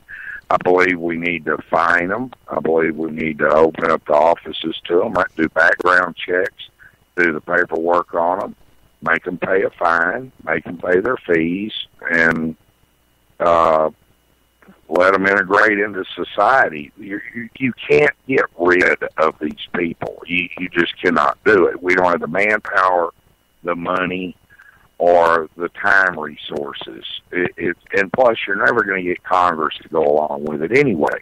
So it's a hypothetical argument to stand up and say, well, we need to throw them all out of the country. That's not political reality. And I'm a pragmatist, Mac. And, I don't like it any better than anybody else does. But it is what it is. I just want to be clear, because you said we're not going to be able to find them. Are you saying that there'd be no way that we can basically deport them all? No, you don't have the manpower to do it. Okay. We don't have the resources to get rid of all of them. I just want to be clear on that point. And then when you say integrate them, does that mean give them legal status or let them become American citizens? Well, you tell the way you do this, and this has been my suggestion very simply, is you go to all the employers, set up E-Verify, and tell them, if you have an illegal here, when we stop in, we're going to fine you $10,000 a head, my friend. Well, and they're either going to go home or they're going to go down and get legal. One of the two. Okay, so I just want to make sure though, because this is a really important topic that we got to cover. Are you for giving illegal immigrants, people who came here illegally, some form of legal status or citizenship? I personally would rather send everybody home, but I'm a realist, Mac. There is no way to do that. And you're not going to get Congress to approve of that. It isn't going to happen. Well, I'm not talking about deportation. I just want to be clear. If we're going to do anything, are we going to make them citizens, or are we going to give them some form of legal status? Well, we're not going to make them citizens. We're going to allow them to fill out the paperwork, pay fines, whatever, pay their fees, and go through the process and ultimately get some type of legal status going for them. Okay. Yes, I believe that's what we need to do. Okay. And I want to close with this one quick statement. If we don't do that, we're going to have banks across America lose their tails on car loans, home loans, GMAC, Ford Motor Credit. Everybody's going to take a huge financial bath. That's the other downside to this. Okay, so I hear where you stand on that, and I would disagree. I'm just going to give you my point of view, and then we'll move on to the next Sure. thing. For me, I don't think that we necessarily need to seal the border. I think that this is one point I disagree on. Sealing the border, as far as building a wall, I think is not really a solution. It's like dumping water out of your boat when you have a leak. It's not going to do anything to stop the flow, because it's just a physical barrier. People will find a way over it. That's not the answer. The answer is getting rid of incentives, in my opinion. So I think you were on the money when you were talking about E-Verify. I like the E-Verify system. It'll prevent people from having a reason to come here because they can't find a job. I also disagree with giving them legal status, because if they're here illegally, we shouldn't reward them with some kind of legal status or citizenship. That's just my opinion. And I also agree with you that we can't deport them. There's no way that we're going to find them all. And obviously the money it would cost just to ship people out of the country, that many millions of people, that would be insane. And it's no way that we would physically even be able to find them either. So that's where I stand. So let's move to another issue here real fast. As far as your view on gun control, how do you feel about guns? Are you pro-Second Amendment? I believe we should issue guns at birth and teach people how to use them when they're old enough to pick them up. So very pro-Second Amendment. So would you support a ban for assault rifle guns? And I'm using air quotes for assault rifles. And when I say that, I'm referring to weapons that are typically referred to by lefties who don't know what they're talking about, as far as AR-15s or AK-47s. These are actually not assault rifles. These are just semi-automatic rifles. Correct. So would you support a ban on those? Would I support a ban on those? No, I do not. Okay. All right. And let's see here. Do you support more background checks, increasing waiting periods to get guns, things along those lines? No, I don't, actually. I think that you should be able to walk in if you have a driver's license, lay it on the counter, buy whatever you want to buy, and walk back out. Okay, all right. So that's my opinion. All right, and I happen to agree with you. I don't I'm not a fan of background checks. I don't think that it matters because criminals, they don't submit to them anyway. So anyway, correct. Let's move to the next one here. Eminent domain. How do you feel about using eminent domain for corporate gain and not necessarily public good, like building hospitals or roads or something like that? Something for infrastructure, but to help somebody who's running a business and basically, just for their corporate purposes, not for the neighborhood or something. Not in favor of it. Okay, all right. Me too. I think eminent domain is one of the most evil, diabolical things you can do. By the way, Mac, I know where you're going with all this, and I know why you're doing it. But go ahead. I'm going to play the game with you. Yeah. Well, I just want to, because I want to get where you stand. I'm going to give you plenty of time to talk. I'm not trying to set this up as a gotcha. I just want to. I want to know where you stand. I know. And okay, so you're against it. And let's see, universal health care. Do you agree with universal health care? Should we be redistributing wealth to pay for other people's health care? Okay, you're going to have to give me 30 seconds to explain this. Go for it. Here's my stand on health care. I think what's in place now is absolutely disastrous, okay? I do agree, Mr. Trump made a point the other day about the British Commonwealth healthcare system. It so happens my wife is from New Zealand, and they're part of the British Commonwealth, right? And their system is you can buy over-the-counter insurance, go down to Blue Cross and buy your policy if you want to. Or you work for a company, they can provide group coverage for you.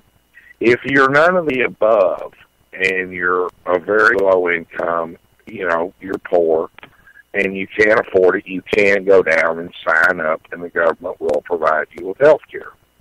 It's fair and it's equitable. And if you're uninsurable under the other means, you can still get health insurance. What we should have done in this country, and I have visited with several people about this at very high levels, and they happen to agree with me.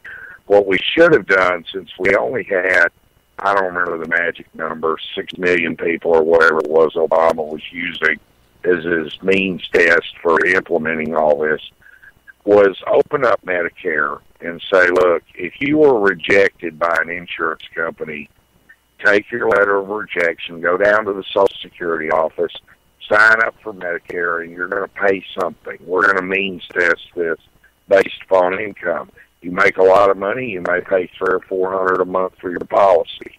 If you make little money, it may only be $10 a month. But we should have just opened up Medicare, pumped a little money into it. The people paying would have offset those costs to some degree, and everybody would have had health care. What Obama was doing was seizing 1/7 of the economy because he's a Marxist, and that's what he was doing. And it's as simple as that. And that would have solved the problem. Everybody would have had health insurance, and everybody would have been happy. So in that form, that is essentially universal health care, because people are paying for the health care of other people. So in that form, you support it in that form, universal health care. I just want to clarify on that, right? Well, in that, what it is I don't believe, this is the United States of America, I do not believe that if you had, I don't know, pick some illness 5 years ago, that you should not be uninsurable, because if you get sick, you're going to lose everything you ever worked for. And I don't think that's fair either. We're a very wealthy country. I do not believe I should take your income and pay for Bill's coverage over here. And I just said Bill would have to pay something to Medicare for his coverage. It would be means tested on income. And everybody should pay something for their health insurance. I don't believe it should be free, but yet I also don't think that we should take millions of people and say, oh, well, sorry, you're going to lose your home and your car and everything else if you get double pneumonia instead of 3 weeks in the hospital. So that's not right either. So that's where you and I disagree. Personally, I am not for subsidized health care. In increasing subsidized health care anyway. I mean, I'm not for Medicaid. I'm not for those kind of things. I think that, I'm for charity. I'm for people looking out for their neighbors, and for hospitals, willing to write off things on their taxes as far as, for doing that kind of stuff, helping people for free. I'm for that kind of stuff. But I'm not for universal health care where the government takes some of my money and gives it to Joe over down the street to pay for his health care. Even if he's paying some of it, I'm paying some of it too, and I don't appreciate that. I don't think that the government has a right to steal from me to give to someone else. I agree with that, Mac, but let me say this. I lost a sister-in-law a number of years ago, and it was the late 80s when she passed away, and her hospital bill was $1.3 million. My brother did not have $1.3 million. Thank God she happened to work for Lockheed at the time that she became ill and had an incredible group coverage policy. Else my brother would have been bankrupt. Well, let me tell you a little story too, because I had my stepfather. He passed away several years ago. He had lung cancer, and he didn't have any health insurance at all. And we thought there's no way we're going to be able to pay for this. His medical bills racked up over $300,000, and you know what happened? The hospital wrote it off. The government didn't pay for that bill. The hospital got a big tax write-off for doing that service for free. Though I completely understand. It would suck to be in that situation. I'm not arguing the fact that it sucks. However, what I'm advocating for is charity, looking out for your neighbors, goodwill, and personal responsibility. I think it's wrong to rob Peter to pay Paul. Well, in this sense, and you can get into a long, convoluted argument on this, but the hospital, you're still paying for it. The next guy that goes in is going to pay more because that hospital is not going to lose money. They're simply going to pass along the cost. It's no different than the hamburger places in Seattle right now. It's having to pay $15 an hour for labor. The poor people going in to buy what once was their $7.95 meal deal is now having to pay $10.95. So, or whatever the number is. People are going to pay. All you're doing is masking it. Well, they're getting their money back. Writing it off there because they had to pay those nurses that took care of your father they had to pay those ladies or whoever $25 an hour. No, they had to pay the absolutely doctors. agree. They had to, I absolutely agree, but they're making their money back on the back end as far as tax returns. They're not having to pay taxes on their income. Well, that's why they do it. Who pays the taxes? Who pays the government? We do. And so with the government's not giving them anything. I mean, we've got a $19 trillion debt now. So let me just ask somebody's paying. I want to cut yes. to a really important question regarding universal health care. And I have to know, do you think that health care is a right? Like you have a right to the health care, not a right to buy it, like to go into the market and look around for it. But do you think that health care is a right? No. Okay. All right. No, I do not think it's a right. So with that said, let's move to another topic here. And this should be a quick one. Are you pro-life, pro-choice? I'm very much pro-life. Okay. And let's see. Actually, let me go back and ask one last question relating to Obamacare. Should we repeal and replace it, or just repeal it? I think we need to repeal it and then come up with something that enables these people that are uninsurable to be insured. Okay. Yes, sir. Okay. All right. So, and let's see. Next, I got a few more questions here. Then we're going to actually get into Trump's policies, and I just want to compare where you stand and see if you can explain, some of his issues that I have, and maybe open my eyes to it. But I'm going to give you my take on it. You give me your take. We'll go back and forth. So. First question here I want to get to relating to just general topics. Do you think it's important to have consistency on issues regarding politicians? Do you think we should look too far back at their voting records? Do you think we should look too far back and think that they're flip-flopping? Should we make a big deal about flip-flopping? Well, if it's recent flip-flopping, for instance, like Senator Cruz changed his vote the other day. He voted one way, and then I happen to know the backstory on this, and then he came out and voted another way on the trade agreement. Yeah, the that he flipped on that. But as far as the way you think today, or the way you thought 20 years ago about something, or 10 years ago, things happen to us in life. We're all human. Mm-hmm. And we're going to change our positions on things as we go through life, and we gain wisdom, and we learn things, and such as that. People change, and they change their positions and their beliefs along the way. I don't think that makes you any different than anybody else. You may have a belief today on something, and then 5 years from now, something happens to you dramatically, and you go, wait a minute, and you totally change your belief on something. And I can understand people changing their viewpoints on things, but if you voted last week on something and then this week totally change your position and go, excuse me, Mr. President of the Senate, I want to change my vote. That's altogether a different ballgame. Okay, all right, and I would agree. I think that even myself, I encourage people to get further along in the process of like understanding the issues, and as you do that, you'll learn different things and change your mind on it. I personally have changed my mind on things as well. But this kind of leads me to this question. It's one thing if I change my viewpoint on something, because if I tell you guys I'm for this today and I'm for something else tomorrow, I'm just letting you know where I stand. But regarding a politician, politicians sometimes lie to get elected because they see something polling doesn't really reflect the numbers aren't on their side. So do you think that candidates sometimes lie to get elected? Oh, absolutely they do. I know too many of them. Personally, I know they do. Yes, sir. Okay, so let's see here. Regarding rhetoric or policy, do you think it's more important to have strong rhetoric or strong policy?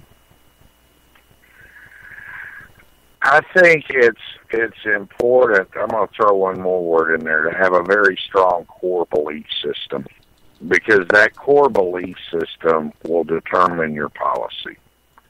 So I guess we'll use the word policy, if you will, but I believe it's important to have a strong core belief system, particularly if you're running for president. Yes, sir. So basically, like, you know, a rooted belief in the stuff that you're saying. Pretty I would say that kind of goes back to the consistent thing. If you're talking about a strong core belief system, something you've had for a long period of time, would you agree? Absolutely. I think having a good core, a solid core, inner core, is extremely important. Yes, sir. Okay. So, and last question here before we start getting into Trump on his issues here himself. Do you think Trump is a conservative? Do you think he's the most conservative or least conservative, or where do you think he fits as far as his conservativeness? I think Mr. Trump is, economically speaking, hardcore conservative. Americana, love for America, the Constitution, et cetera, et cetera. I think he's a hardcore conservative. I think he's sort of middle right on social issues. He's not real hardcore, but he does have a strong belief in some things. I disagree with him on. I'll make this comment real briefly. I had Herman Cain sitting in my car one day, and we were talking, and he made the statement to me, Ken, if you can find a candidate that you agree 75% with, embrace them. Think about your thing, and this was his statement. Think about your Thanksgiving table for a minute. And you got 20 relatives piled around the table, and you're all eating. You get into a political discussion. Do all 20 of those agree? No, they don't. Yeah. If you can get 15 of them to agree on something, you've done well. Yeah. And then that's the same thing with politicians. Yes. You can find a candidate that you agree with 75% on, and me being a Tea Party person, that is the one friction area that I have with my Tea Party brothers and sisters, is that they demand that the candidate capitulate to their belief system 100%. Mm-hmm. They're not willing to take a 75% approach. They want it all or nothing. Yeah, and I definitely agree. That's just simply not probable. Yeah, you're not going to find the ideal candidate, and I say this a lot. You know, I personally, there's so many candidates that I like, but I don't like certain things. Now, I do have deal breakers. There's certain things that I feel like if you can't understand this simple principle, then I don't want you. I don't think you're going to be good for the job. So, absolutely, regarding I agree with that. Redistribution of wealth, for me, gun control, those are two huge issues for me. If you can't get that, I don't trust you to do anything else, and those are huge issues for me. So yeah, I mean, I agree 75%. That's a pretty good ratio is for agreeing with somebody. However, I don't agree with somewhat capitulating with the 75% candidate that you agree with if we have other good candidates in the race that are perhaps better. Maybe they're 80% or 90%. Maybe they're 95%. You may get lucky. Well, I'll give you fair warning. I wrote an article the other day, and I have publicly thrown my support and fully endorsed Donald Trump, and I will tell you why. Okay. But go for it's your show, so I'm going to answer questions. I want to hear first and foremost why you actually support him. So that's a good place to start on Trump. Okay. Here's my argument. Do I agree with Trump on everything? I'm probably 80% on Trump, 85%. Here's my argument. We make a big deal about gun control. We make a big deal about abortion. We make a big deal about Common Core. We make a big deal. We've got all these issues circulating in the conservative community of which you could write a book about them. There's one issue that's not being discussed that is absolutely catastrophic to this nation. And I've discussed this with Mr. Trump, and he's the only one that actually gets it, in my opinion. I had this conversation, I spent about 30 minutes with Governor Jindal the other day, Bobby Jindal. And when I was visiting with him about this particular topic I'm getting ready to tell you about, he actually dodged it because he didn't know what to do with it. Mm-hmm. Here's where we're at, folks. We're closing in on $19 trillion in debt. By the time Obama leaves the White House, we're going to be $20 trillion in debt. All your economists, Paul Krugman, all your PhDs agree on this. they're estimating because of the interest rates, excuse me, pardon me, and the fact that we're going to be in the second year of the next administration, we're going to hit a number, and the magic number is $24 trillion. And they say that unless something drastic is done, when we hit that number, our total economy is going to collapse. Our dollar is going to become worthless. Now, lest we think that can't happen here, let me back up and digress for just a minute. When Barack Obama took office in this country, we were $9 trillion in debt. When he took office, 87% of all transactions done globally were done with the U.S. dollar. If Japan bought oil from Saudi Arabia, they paid for it with U.S. dollars. If China bought cars from Germany, they paid for it with U.S. dollars. So 87% of all, that is what made our dollar so valuable. Well, now we've tacked on 9 additional trillion. We've lost 2 credit reductions, and we're now down to less than 17% of being the baseline currency of the world. Now, what's going to happen when we hit this 24 trillion and our dollar collapses is this. We're going to enter into a phase called hyperinflation. You probably know what it is. Some of your listeners may not. Mm-hmm. What it is, real briefly, and this happened in Weimar Republic, it's happened in Mexico, it's happened in Greece, it's happened globally. It happens to countries that suffer this event. You go in for buy a loaf of bread today, and it's $3. You go back tomorrow, and it's $83. The next day, it's $200. And it's because the dollar has become worthless. Nobody wants it anymore. Think about it. What's going to happen if you go to Walmart and you've got a purse full of money and you lay it on the counter and Walmart says, oh, we don't accept those anymore. You need to bring in Chinese yuan or euros. We don't want the U.S. money anymore. What's going to happen? Well, what's going to happen is this. The cities are going to empty out. They're going to empty out because there's not going to be any food. In other words, the predictions are by sociologists that if this event happens, we literally implode as a nation, and we go into a period of civil war. And nobody wants that to happen. It's my viewpoint, and Donald Trump understands this, and he knows what's going to happen. If this singular event is not corrected now, and we're rapidly running out of time, we're not going to have a country anymore, Mac. We can forget about all the social issues. We can forget about Common Core. Mm-hmm. We can forget about everything because we're going to cease to exist as we know our nation now. Yeah. And it's going to be mass chaos. I completely agree. This is something that I have been screaming from the pulpit here basically for a long time. You know, we can't continue to spend and borrow and borrow and borrow.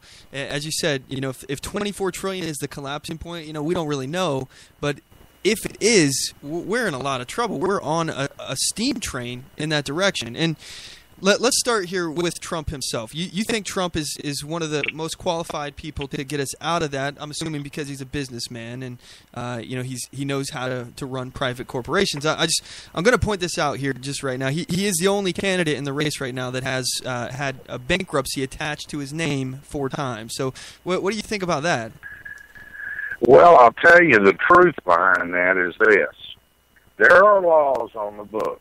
And we know Trump is extremely intelligent. Trump used those laws, as does billionaires every day. First item is Trump never declared bankruptcy personally. He's never declared personal bankruptcy. But his corporations. What he did with his corporations, and I'll use the corporation, and I've forgotten what he called it, Trump Entertainment or whatever, that owned the Taj Mahal and those hotels in Atlantic City. Mm-hmm. He used a form of bankruptcy to restructure the debt, obtain bonding and things like that to salvage the companies because we went into a massive recession. People quit coming to the casinos. They quit spending money. And here he's sitting here holding this $1 billion hotel. He's got to do something, okay? He did have to lay some people off. A few people lost their jobs. But he restructured the debt, no different than American Airlines has done, United Airlines, and a lot of other major corporations do. And he just restructured everything so he could get to taking care of business, save his companies, and go on down the road. And he ended up turning them around. Well, yeah, I mean, but he turned it around by he turned real estate. One second. I just want to point out he did turn it around by costing his lenders, who again, they're lenders, they're bankers. You know, I'm not a huge fan of these guys, but he did cost his lenders about $1 billion, and as you mentioned, his employees, about 1,100 of them got laid off because of it, and that kind of process. But you know, this isn't something that, as far as for economically for the country, he can't just file bankruptcy for the country, kind of like how Greece is doing, without it dramatically affecting the economy of the U.S. dollar. If other countries decide that the U.S. dollar is not trustworthy, they're not going to invest in it, which we need them to do in order to keep afloat here. I can see where you're coming from. Yeah, you know, he used the laws. He himself says he took advantage of the laws. However, it's not that kind of business acumen. It doesn't translate to the President of the United States running our economy, because if he uses that same kind of tactic, we're pretty much in that setup that you were talking about, where everything collapses. That's the worst case scenario. Okay, I'm going to ask you a question then. Find me a politician that can do a better job. We've got 200 years of politicians now that have put us in this position. And it was our holy grail, Ronald Reagan, that ran us over $1 trillion for the first time and started this walk down this path. Well, when Eisenhower was president, we didn't owe anybody anything. Mm-hmm. And when Nixon took gold off as a standard to back our dollar, that's when all this began. Well, look, if you're looking for started this, if you're looking for a candidate, you know, I'm not going to tell you that this guy over here is going to do a better job. I personally think Cruz would, but I don't want to compare candidates, because I don't really care so much about trying to find our person to rule us. You know, like I don't think that an individual really matters that much in the grand scheme of things, unless that individual is doing things to get the federal leviathan off of our back. If they're reducing the size of the federal government and our debt, if they're cutting expense programs, if they're cutting entitlement programs that are costing us trillions of dollars, and not talking about expanding them. I absolutely agree with you. You know, we need to find somebody that will do that, but I'm not saying that, you know, Cruz would do that. I think he would do a better job than Trump. That's my personal opinion. But let's talk about actual issues for Trump, okay? Would you call the gun debate, somebody calling for restrictions on gun rights and whatnot, is that a deal breaker for you, or is that like a tertiary or secondary issue for you? No, guns are 100% deal breaker for me. Okay, so I have an article here, and I want to hear your viewpoint on this. Trump says he's a very, very strong Second Amendment guy. He's very pro-Second Amendment. He says he's a concealed carry permit holder in New York, which, as you know, is probably very, very difficult to get. But this is a BusinessInsider.com article, and it's talking about in 2013 in an interview with Fox News. This is pretty recent. Trump described himself as a very strong person on the Second Amendment, but his 2000 book, again, this isn't that far long ago, in his 2000 book, The America We Deserve, Trump said he supports a ban on assault weapons, and that would be referring to AR-15s and AK-47 semi-automatic rifles, which are not assault weapons, but I digress. We've already covered that.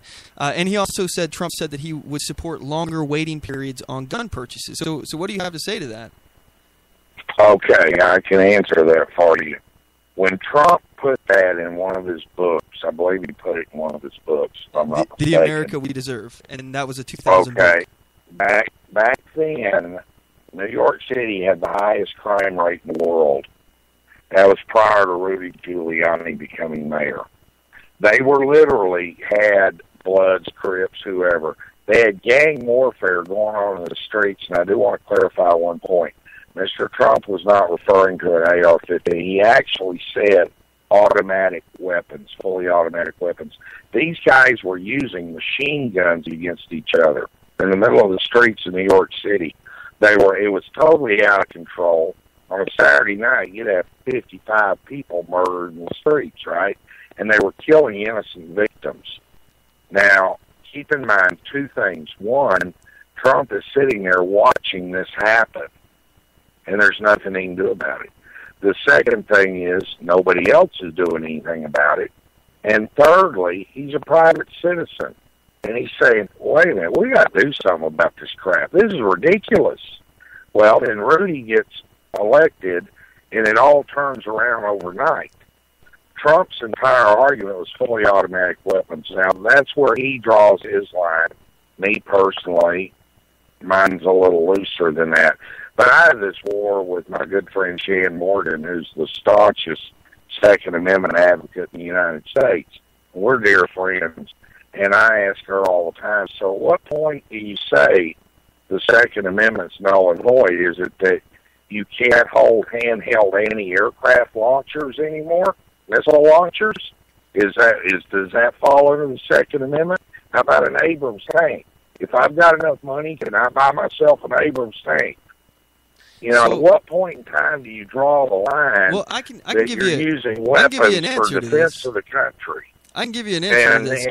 If you want, if that's rhetorical. Go ahead. All right, because personally, I don't agree with this, but I can see how a progressive argument could be made. I haven't heard them making this, but the Second Amendment, it says the right to keep and bear arms shall not be infringed. So that means that if you can bear that weapon, if you can hold that weapon, then you can't infringe upon it. In my analysis of this, if I was a lefter trying to actually restrict gun rights, so for example, an Abrams tank, you can't pick up a tank, that you can't bear a tank, that bears you. So I could see the restriction being able to be justified based upon the verbiage of the Second Amendment. I don't agree with it, but an automatic weapon, even if we're only talking about automatic weapons, I think that the Constitution is very clear. If you can keep that weapon, if you can bear that weapon, then they should not be able to restrict it. In fact, it shall not be infringed. And even if we're not just talking about specific types of weapons, the fact that Trump is talking about longer waiting periods on all gun purchases, that I think is a big red flag. I have a major issue with this. Well, keep in mind that this was 1999, and he's watching a bloodbath. I can tell you categorically that today Donald Trump will never, ever, ever get involved in the Second Amendment.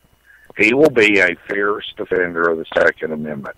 He believes in it. He believes anybody should be able to own guns. That's mentally lucid. We don't want nutcases running around, but anybody that's legal and falls under the U.S. Constitution has a right to own a weapon.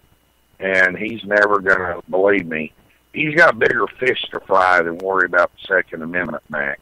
He's trying to figure out what is he going to do with China, what is he going to do with Russia, what's he going to do with the Euro to save this country. It begins with restructuring trade deals and everything else. The point that I'm making, though, is that he's weak in this area with this comment here. This, to me, is... I don't see that as weak.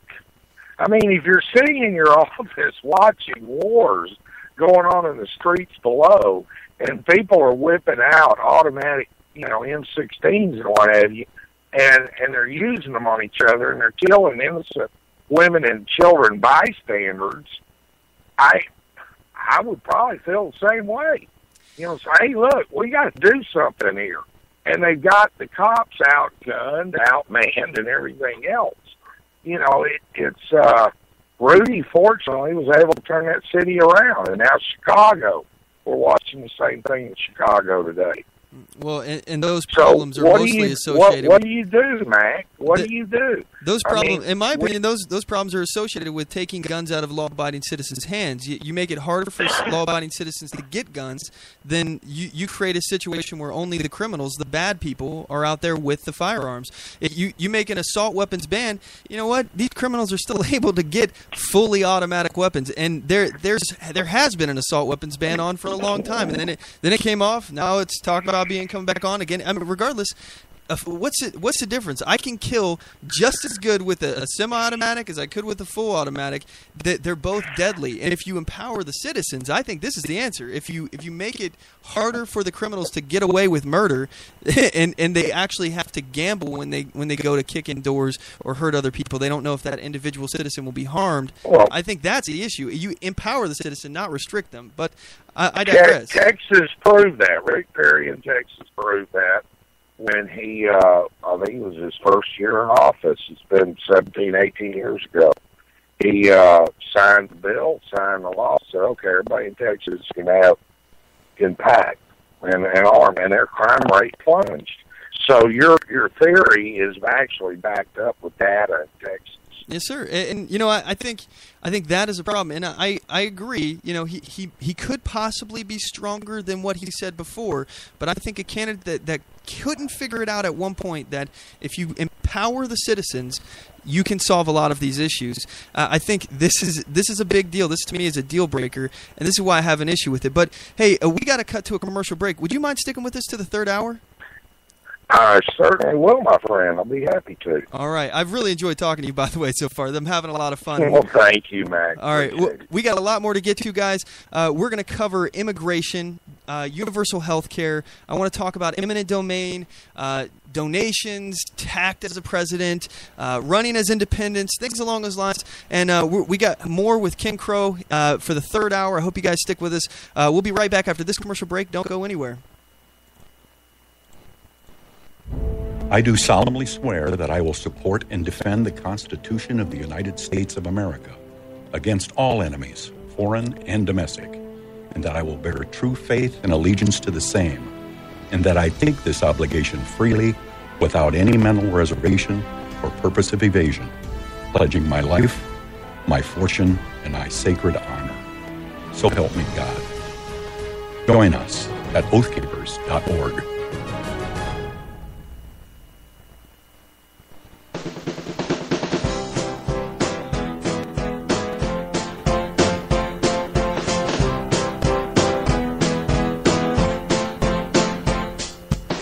Support On The Move. Help us make this podcast bigger and better. You can do this by going to our store and purchasing one of our hundreds of products. All designs are original and made for patriots like you. Just go to cafepress.com/OnTheMoveShow. We appreciate your support.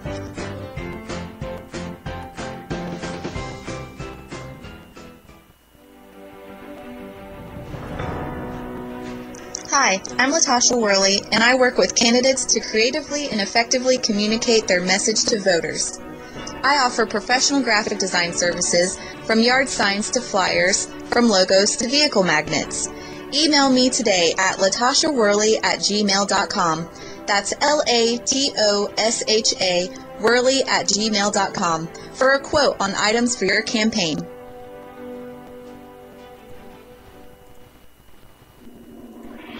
Broadcasting from deep within the heartland of free America, where liberty still shines bright. You're listening to On the Move with Mac Worley III. All right, we're back. If you're listening, we are in the overdrive hour. This is the third hour of the program. I sure do appreciate you all sticking with us. We have Ken Crow on the line, and we're talking all things Donald Trump. We're having a conversation about him. We're trying to figure out if he's a conservative, if he's a progressive. I think he's a progressive. Ken thinks he's a conservative. We're going to hash it out some more. Anyway, I got Ken on the line. So last we were talking about was guns, and I said that I think there are some better candidates than Trump on guns. I think he's a weak candidate when it comes to guns. He says he's for the Second Amendment.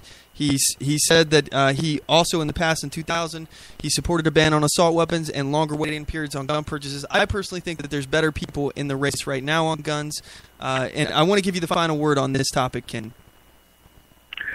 Well, Mac, my opinion is pretty simple on this. The man has said what he said, and I believe him. We've got that issue under control. America truly, we've had a few nut cases running around the last few years, so it really brought it to attention. But prior to, I guess, the school shooting, Sandy Hook, You know, we really didn't have that big issue. We had a guy, I want to remind you of one thing, and I don't know how old you are, but there was a fellow that managed he was a Vietnam veteran, and he went to the top of a tower at the University of Texas back in I want to say it was 67 or something like that, 68. And he had a deer rifle with a scope. He had a couple of them. He sat up there and he managed to kill dozens of people at long range with a sniper rifle. And this wasn't even a semi-automatic. This was a bolt-action sniper rifle. And he sat up there and he killed a lot of people before they were finally able to stop him. You know, this is going on. If you take the guns away, people will kill each other with knives. They'll kill each other with baseball bats. Yes, sir. Trump realizes that. You got to remember that this guy is extremely intelligent. He's not your average bear. He's hyper intelligent, and he's brilliant at what he does. He's simply I'll use analogies all the time. We don't know, but that he might very well have been using an analogy. Look, we got rid of all these automatic weapons. Maybe he meant that literally. Maybe he meant that figuratively. Who knows? We don't know. I do know what he's saying today. He donates a lot of money to the NRA. He's a life member of the NRA. He owns his own guns. He knows that guns protect him. His bodyguards have guns. So I doubt seriously he's going to go after the guns. We've got a lot bigger issues in this country than worrying about Donald Trump going after your AR-15.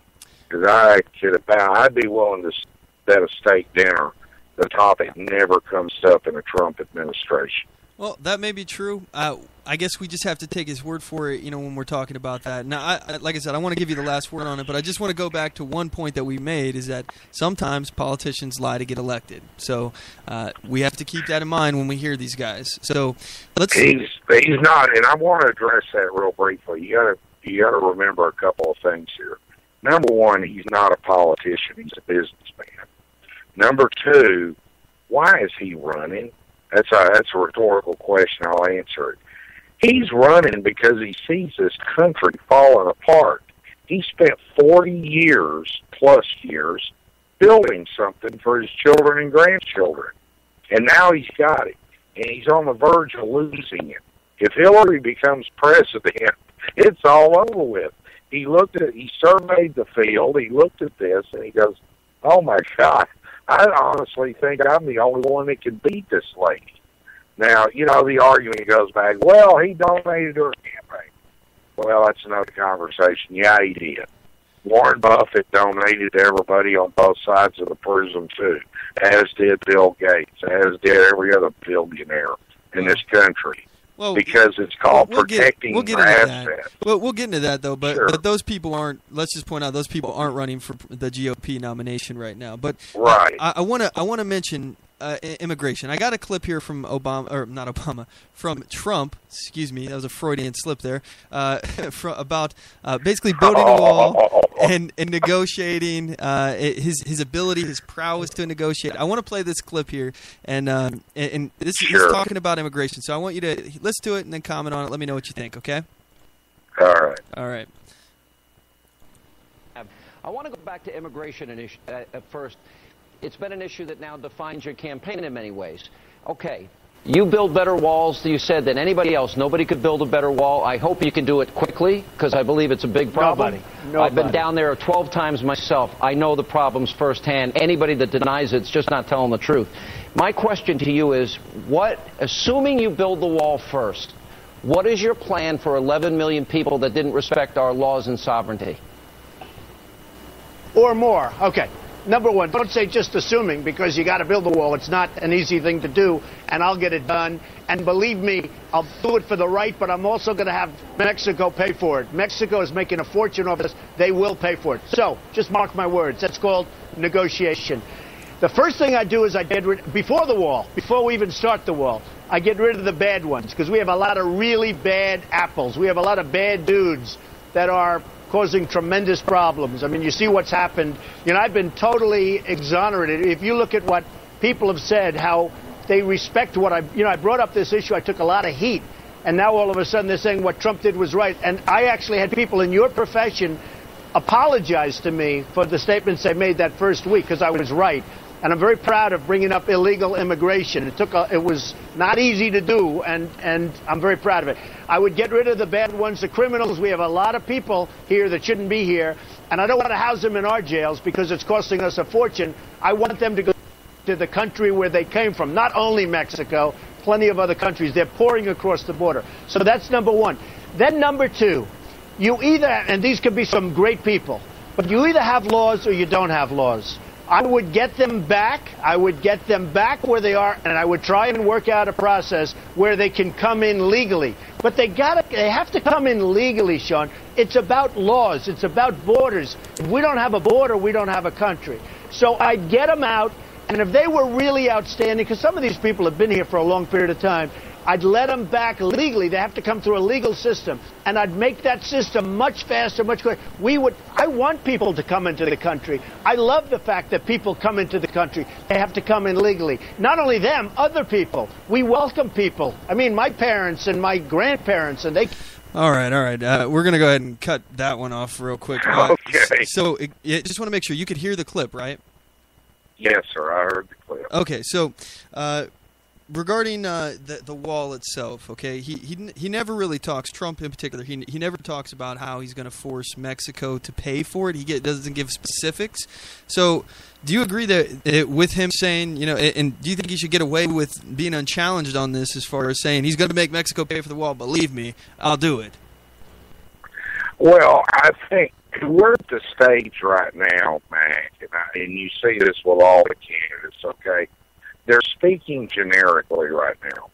And when you start getting closer and we start going down the road and we get further into the meat of the campaign, if you will, you'll begin to see the questions from the reporters will be a little bit more specific, and their answers will be a little bit more specific. I happen to know for a fact that Mr. Trump has part of his messaging completed exactly the way he's going to do things and how he's going to do it, and some of it isn't completed yet, as it is with no other candidate. If you want to get real technical with Jeb Bush, you saw him stumble a little bit the other night on a couple of questions. Senator Cruz will do the same. If you get real specific to where he says, we're going to fix the economy, okay, great. What are we going to do? Okay, great. You're going to lower taxes. What are you going to do after that? How are you going to repatriate this $5 trillion sitting offshore? Well, he's probably going to stumble. But as we go along, his team is ironing all that out. He tells his campaign managers, he tells his advisors what it is he wants to do, and he says, now, bring me back. Exactly. This is what I want to do, but I need you to detail it for me. So now they give him the bullet points, and as we go further down the road, those bullet points will be filled in with extreme specifics. I don't think he literally means, this is my opinion, I don't think he literally means build an actual 10-foot high wall from Brownsville, Texas to Tijuana, Mexico. Maybe he does. I doubt he does. Because people are going to tunnel under the wall. They're going to go over the wall. You brought that up a little while ago. Mm-hmm. That's what we have these drone blimps for, that are tethered, that have all this high-tech radar in it. They can tell you when a lizard crosses the border at Douglas, Arizona. They know. Believe me, they know. And the problem that we've got is not the wall. The problem that we've got is Obama ordered INS and everybody else to stand down. He scrapped our laws. We've got perfectly good laws on the book, Mac, and he's not enforcing those laws. That is the problem. I would agree. agree. We have too many inducements. I would definitely agree with that. We've given everybody south of our border basically a Visa card and said, or MasterCard, American Express, said, come to America and spend our money. Well, what are they going to do? They're going to come up here and spend money. And that's what Donald Trump's talking about, putting a stop to it. He can seal the border. Part of it he may actually build a wall. but we can seal that border in literally 30 minutes. And then when they pick something up, send the SWAT team in to pick them up and carry them back to where they came from. So we can do that right now. We're just not doing it. Regarding deportation, you said that we will never be able to deport him. Donald Trump seems to think that we can, and he's very adamant. He might be right. That's above my pay grade. Well, okay? Here he's got experts that he talks to daily on this. Well, here I got a clip. Right. I got another clip from Trump talking specifically about immigration, and he's talking about how he's going to deport people. And I want to get your opinion. I want to let everybody listen to this first, because most importantly, I don't want you guys to take my word for it. I want you to hear his words, where he stands, and don't just listen to me saying this is where he stands. And then you and I will have another talk about it. Okay? So let's play the clip. Here we go. Let's talk about immigration. You have said that when it comes to the 11 million, we aren't exactly sure how many are here. Nobody knows. That are illegal, undocumented. Nobody knows. You've said that those who are criminals should be thrown out of the country. I think everyone pretty much, would agree with you on that. No, I don't think so. A lot of people think they should stay here. Okay, well, let's just for argument's sake, let's just say you're president, you do that. What happens to the other people? Ready? What do you do? Yes. Okay. Number one, first thing we do is get the bad ones out. We have a lot of bad dudes, as I said. You have a lot of really bad people here.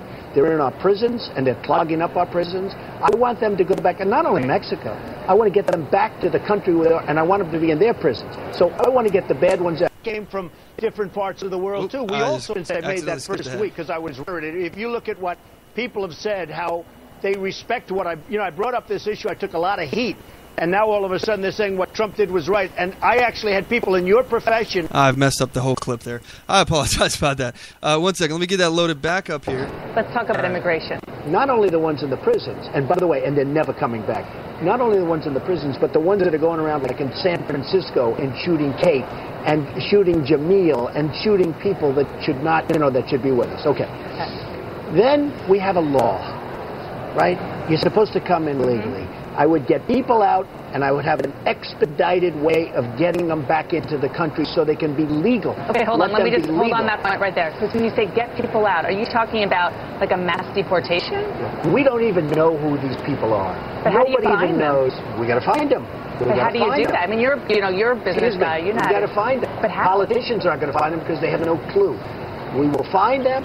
We will get them out. When you say still get them out, just the process of that. There are a lot of smart people who have been focused on this for a long time say it's just not feasible. It's feasible if you know how to manage. Politicians don't know how to manage. We have to bring great people into this country, okay? And I love the idea of immigration, but it's got to be legal immigration. Now, a lot of these people are helping us, whether it's the grapes or whether it's jobs. And sometimes it's jobs, in all fairness, I love our country, but sometimes it's jobs that a citizen of the United States doesn't want to do. I mean, there are jobs that a lot of people don't want to do. I want to move them out, and we're going to move them back in and let them be legal. But they have to be in here legally. Legally? Like otherwise, legal? Otherwise you don't have a country. You don't have a country. If people could just pour into the country illegally, you don't have a country. But I would expedite the system. When you say legal, do you mean legal status, or can they be eligible for citizenship? Legal status. No citizenship. No citizenship. I mean, we'll see later down the line. Who knows what's going to happen? So oh, wow. Okay, so, all right, Ken, we got several things I want to talk about with that clip. All right, so okay. He talks about how he wants to get rid of the bad ones, and I agree we should deport the ones that we already have in our prison systems. They should be out of there. They should be in somebody else's prison system, not ours.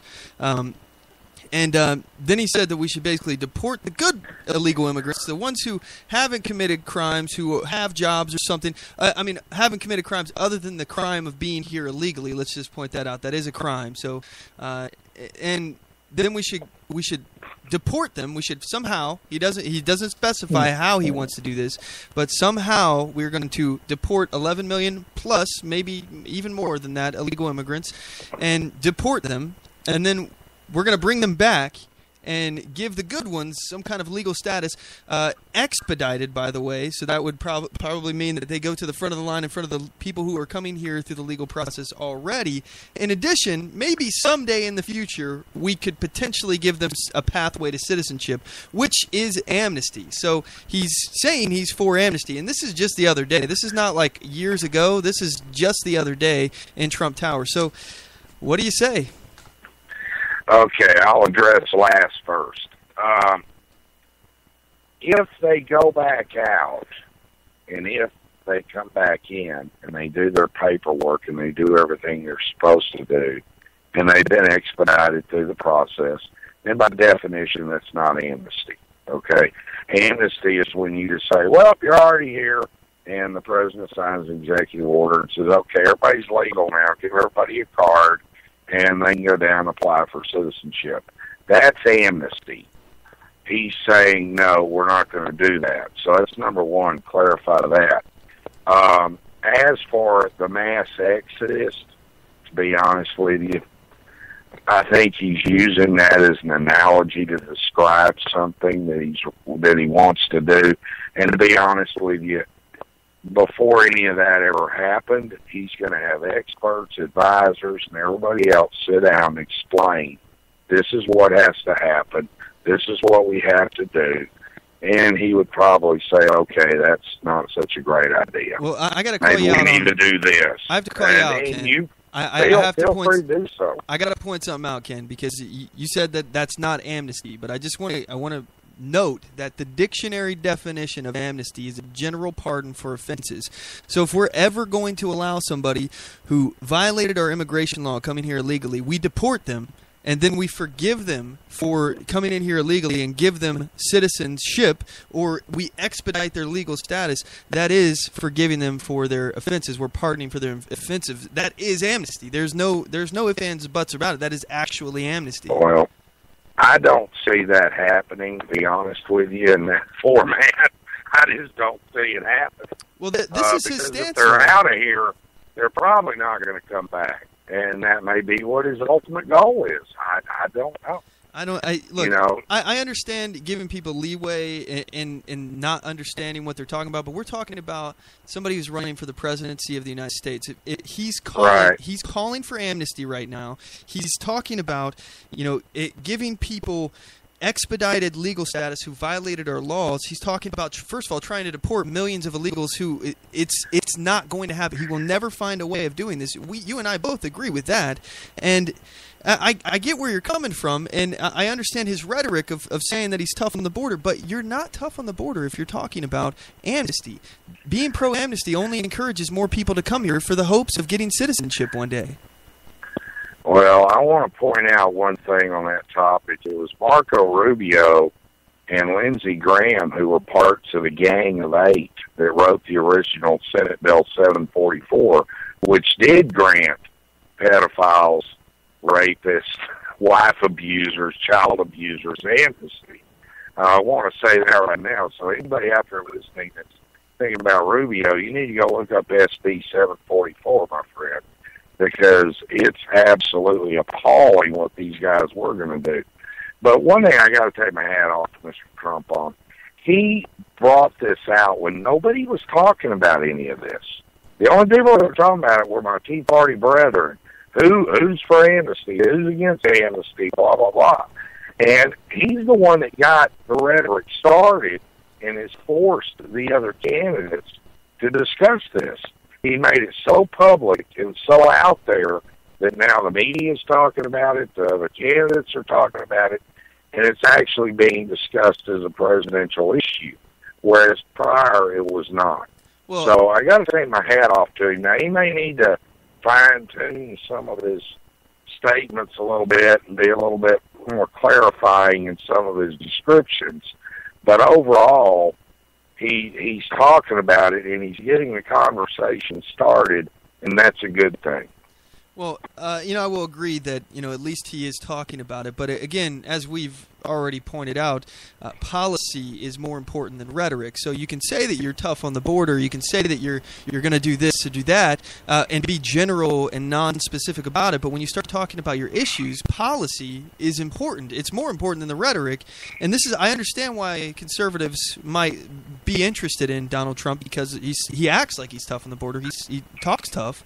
But when you're for amnesty, you're not really for strong border security. You're not for protecting our country's interest here. And I just also want to point out one last thing here. Ann Coulter actually is one of the leading people that in this kind of moment that has been talking about immigration, and Donald Trump has been pulling talking points from basically her book itself. So I want to give a hat tip to Ann Coulter, because she hasn't been really addressed as much, and I think that Donald Trump kind of stole a little bit of a wind out of her sails. Well, he might have, but I'll tell you, and to some degree, I like Governor Perry as a person. I've met him several times, nice guy. But the next time I see him, I'm going to ask him this question. You talk about, you stood up 100 times on interviews now and said, I got in Mr. Obama's face, and I said, Mr. President, if you're not going to shut these borders down, we're going to shut them down. Governor, you were governor for 14 years. These people streamed across those borders for 12 of that. Where were you? If you were going to shut the borders down, why didn't you go to President Obama 7 years ago and complain? Why didn't you go to President George W. Bush and complain? Why didn't you get him to shut the borders down? You know, my point is, all these people come in after the fact, and they want to claim, I was tough on this, I was tough on that. They weren't even talking about it until Mr. Trump brought this subject up. He forced them to start talking about it. That may be and true. Again, my hat's off to him for that. Thank you. All right. It needed to be talked about. So let's move on from immigration here. Let's move to universal health care, subject we've already talked about. You know, I got your opinion on universal health care. You said you're for some form of subsidized health care. You think we should repeal and replace for those who can't afford their own health care. However, you said that health care is not a right. I feel this is contradictory a little bit, but I've already mentioned my point on that. I want to talk specifically about Trump himself here. And I want to look back into history, back into the archives here, and how Donald Trump actually helped Democrats pass Obamacare itself. This is an article on the Washington Post written by Mark A. Thiessen, June 22nd of this year. He's talking about how Trump has given more than $100,000 to the Democrat House Senate committees. In 2006, the year Democrats took back the Congress, he gave $25,000 to Democrat Congressional Campaign Committee and the Democratic National Campaign Committee, while his son, Donald Trump Jr., gave $22,500. They gave Republican committees just $1,000 that year. In addition, let's see here, some of the other things that he did. Trump continued to donate to Harry Reid in 2010. Trump has donated at least $10,400 to Reid, including $4,800 in his 2010 race against Sharon Angle, a victory that helped keep the Senate in Democrat hands and Reid as majority leader. Let's see some other things here. I'm scrolling through. The Post reported in 2011 that the biggest recipient of all has been the Democrat National Senate Committee of New York, which has taken in more than $125,000 from Trump and his companies. Overall, Trump has given nearly $600,000 to New York State campaigns, with more than 2/3 going to Democrats. He even was boasting about it. He was saying, "So what if what am I going to do? Contribute to Republicans?" He was basically joking about it on Sean Hannity's. He says, "I mean, one thing, I'm not stupid. Am I going to contribute to a Republican for my whole life when they just run some Democrat and this is kind of broken English here. I think he's stuttering a little bit. And the most they can get is at 1% of the vote. So basically he's saying that Republicans can't get elected in New York, so he's not going to bother funding them. Trump also gave $50,000 to another Obamacare architect, Rahm Emanuel, the former Obama White House chief of staff for his campaign to become mayor of Chicago. He gave $5,500 to John Kerry and $7,000 to the late liberal icon of the Senate, Ted Kennedy. Other Democrats who have benefited from Trump's large S include Senator Charles Schumer, Senator Frank Lautenberg, who's now deceased, Representative Charlie Rangel, and Senator Hillary Clinton. As we all know, he's also donated $100,000 to the Clinton Foundation. So, okay, so let's talk about that. This money actually helped ensure that the Democrats were in the Senate. They helped got them reelected. They had a majority control of the Congress, which pushed through Obamacare. So he helped actually get Obamacare passed through this money. Would you disagree or agree with that fact? I'm going to vehemently disagree with it, and I'll tell you why. Number one, when those elections happened, he didn't know there was going to be any Obamacare. That didn't come along until 2009, I believe. 09 or 10 was when they started putting all that together. He didn't know. He's sitting in New York where he knows the political makeup of New York. He knows it better than anybody. He knows who's going to get elected and not elected. You could put a Republican in certain districts in New York. You could stick Ted Cruz up there, give Ted Cruz $50 million to run for Congress, and he wouldn't get 5% of the vote.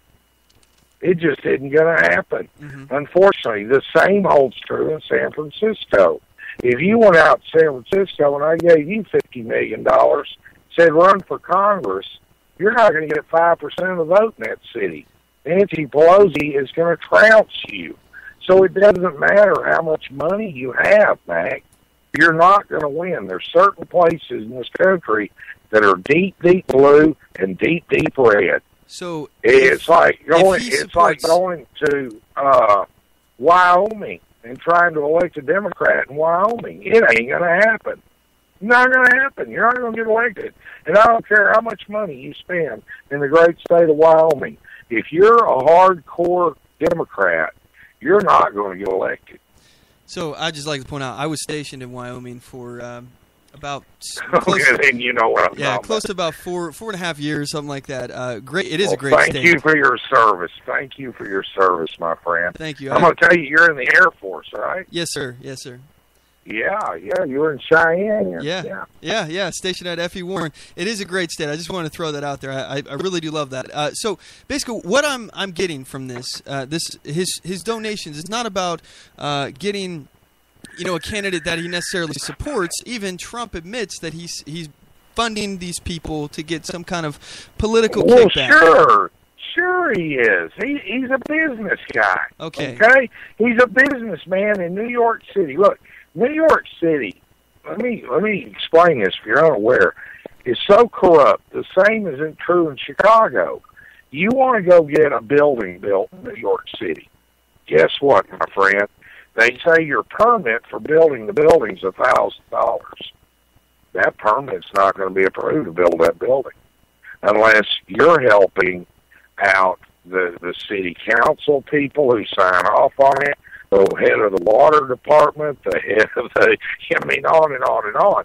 You have to grease all these palms before you're ever going to get your building permit signed off on. And that's what he has to do. I got another clip here. He's talking about basically crony corporatism, which I feel is an issue. I don't want to have the next president, a businessman who's used to greasing palms. This is just my opinion, but this is him talking about. This is Trump himself. I'm going to play the clip real quick here, and you guys can hear him for himself. Other liberal policies. You've also donated to several Democratic candidates, Hillary Clinton included, Nancy Pelosi. You explained away those donations, saying you did that to get business-related favors. And you said recently, quote, when you give, they do whatever the hell you want them to do. You better believe it. So what specifically did they do? If I ask them, if I need them, most of the people on this stage I've given to, just so you understand. A lot of money. Not me. Not me. But you're welcome to give me a check, Donald, if you'd like. Many of them. Actually, to be clear, he supported Charlie Crist. Not Mike. Charlie, but I have... Donald, if you end the campaign, I hope you will give to me. Good. Okay. Sounds good. Sounds good to me, Governor. I will tell you that our system is broken. I give to many people. Before 2 months ago, I was a businessman. I give to everybody. When they call, I give. And you know what? When I need something from them, 2 years later, 3 years later, I call them. They are there for me. And that's a broken system. So what'd you get from Hillary Clinton and Nancy Pelosi? Well, I'll tell you what. With Hillary Clinton, I said, be at my wedding, and she came to my wedding. You know why? She had no choice because I gave. I gave to a foundation that, frankly, that foundation is supposed to do good. I didn't know her money would be used on private jets going all over the world. It was. But, Okay, so first of all, I just want to point out all the other guys on that stage going, give me, I'll take your money, or I didn't take your money, that kind of stuff. I'm sick of that kind of crap. I think he's right when it comes to the system being broken, but my issue is that he's part of the problem. He's one of those people out there that are greasing palms. Hey, look, man, let's be real here. If you're a billionaire, you're stinking rich. You didn't get to be a billionaire by being stupid. And along the way, and he built his the hard way in real estate. His was not .com, where he got this website, and all of a sudden one day the website took off, and he's making $52 million a month off of this website. That didn't happen. He went out, sweated, worked, negotiated land, negotiated to have buildings built, and had to go sell the space of the buildings and the whole 9 yards. That's how he became wealthy. It was hard work and shrewd negotiating.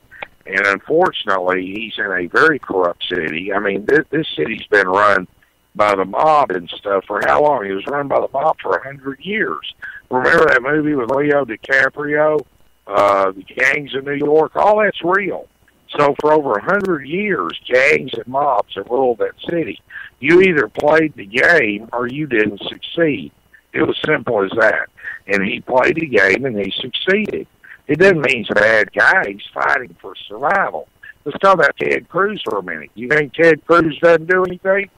Let me tell you, do you know why Ted Cruz changed his vote on the trade?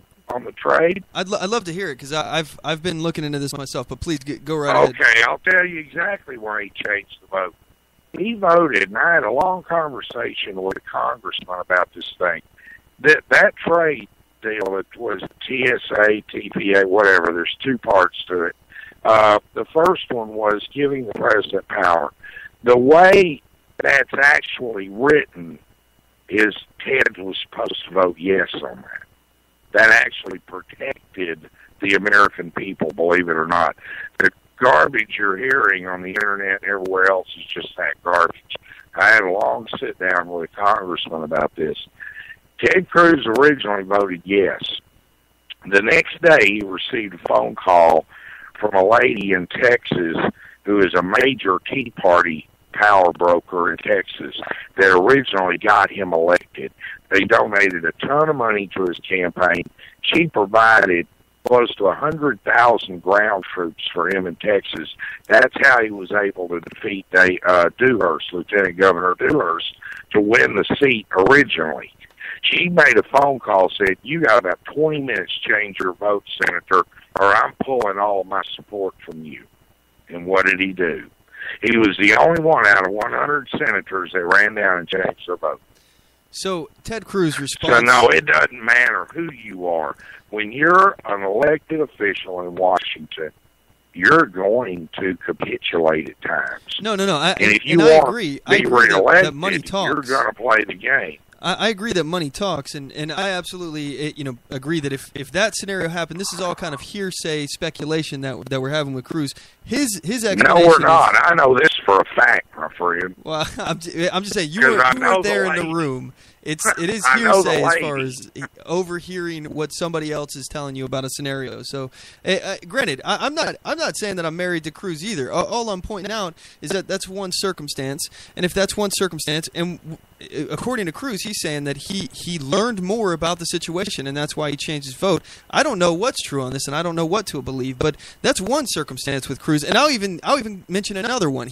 His wife has an association with the banks, and I have a major issue with that. But let's focus on Trump. You say Trump's not a bad guy. He's used the laws. You're saying he's worked hard. He's used the laws to his advantage. Well, let's move to another topic. Let's go to eminent domain.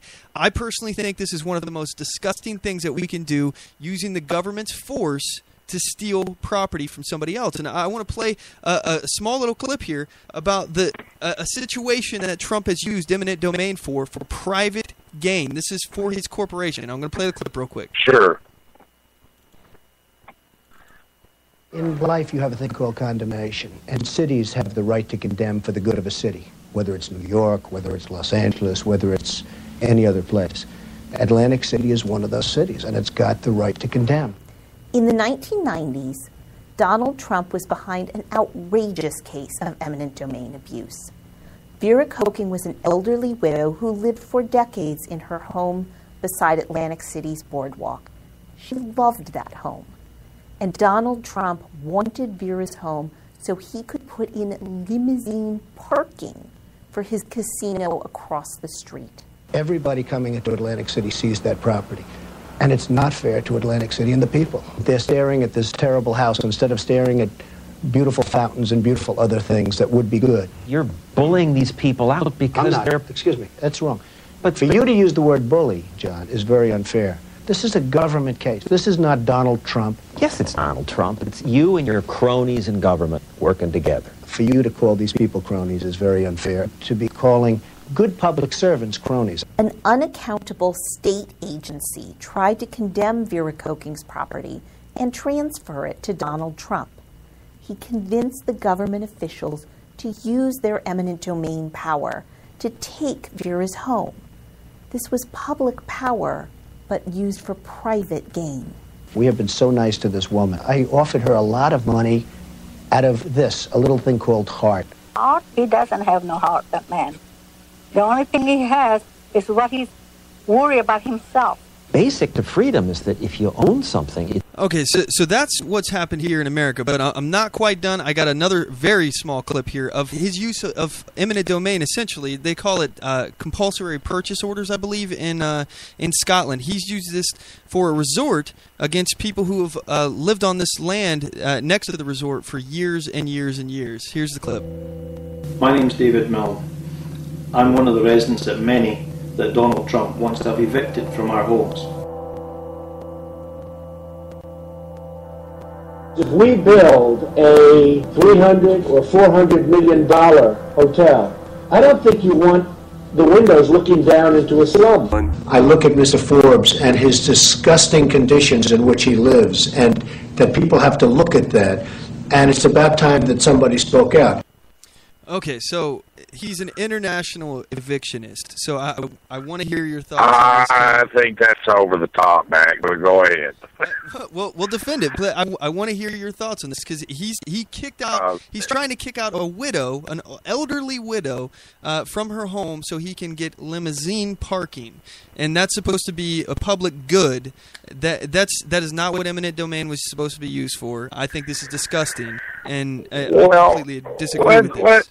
Let's take Detroit. Let's use Detroit as an example because we're all very familiar with the disgusting conditions of Detroit, okay?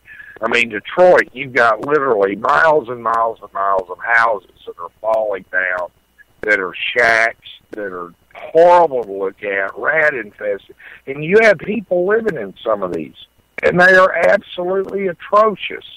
Now, if Mr. Ford wants to go in there and build a factory and improve the neighborhood, build a brand new sparkling plant, beautiful plant, and he's going to pay these people for this property, and it's going to improve the city, it's going to increase the tax revenue for the city on the property because the property's been improved. Is that not a good deal? No. No, it's not a good deal. That is a horrible deal. That's your Why? private property because somebody's making you sell or stealing at pennies on the dollar. In some They're cases not with this. they're not pennies on the dollar. As a matter of fact, in most eminent domain cases, they're offered far more for their real estate than their real estate's really worth. Oh, that's just And sorely not Donald true. knows that. Everybody I apologize, else knows Ken, that. but that's just not true. I've done a great deal of digging when it comes to eminent domain, and statistically speaking, these government officials are, for example, in certain cases where they say that the EPA is regulating a certain area, and they're going to regulate the crap out of your property to where it's not worth as much now anymore because you can't sell it because you can't use it anymore. So then they seize it with pennies on the dollar. Well, that's the EPA. But we're talking about Donald Trump. We're talking about eminent domain, or though. build a golf resort or something, and he wants the land because he's going to make a lot of money off of this when this project's completed, and he wants that land. He's not going to go in there and offer you pennies on the dollar. Well, it doesn't benefit him to do that. He's going to be in a long, drawn-out, protracted legal battle. He's doing it to the people in Scotland. We don't know, but here's the reality, Mac. We do not know enough about either one of these particular cases that's being cited to actually make an intelligent argument. But I'm going to make a broad paintbrush sweep of it and say, number one, we don't know the facts. Number two, historically, because I've been involved in some eminent domain stuff before in my previous life, they usually will offer you a very, very fair market value. They're not going to let you, make $20 million profit on your condominium that's sitting there, but you're going to come out of it okay, particularly if you go before the city council and say, look, I owe X, Y, Z. The overall this isn't problem, fair, blah, blah, blah. The overall problem here, though, is the fact that they're taking it without choice, and it's not something that we're talking about a public good like a hospital or a road or infrastructure. They're taking it for limousine parking or because they think it's an eyesore and they want to put something beautiful there. That is not a proper use of government force to steal somebody, and that's what it is. It's stealing. It is theft. It's not government force because Donald can't force the government to do anything. But he's using the government force. He's got the government.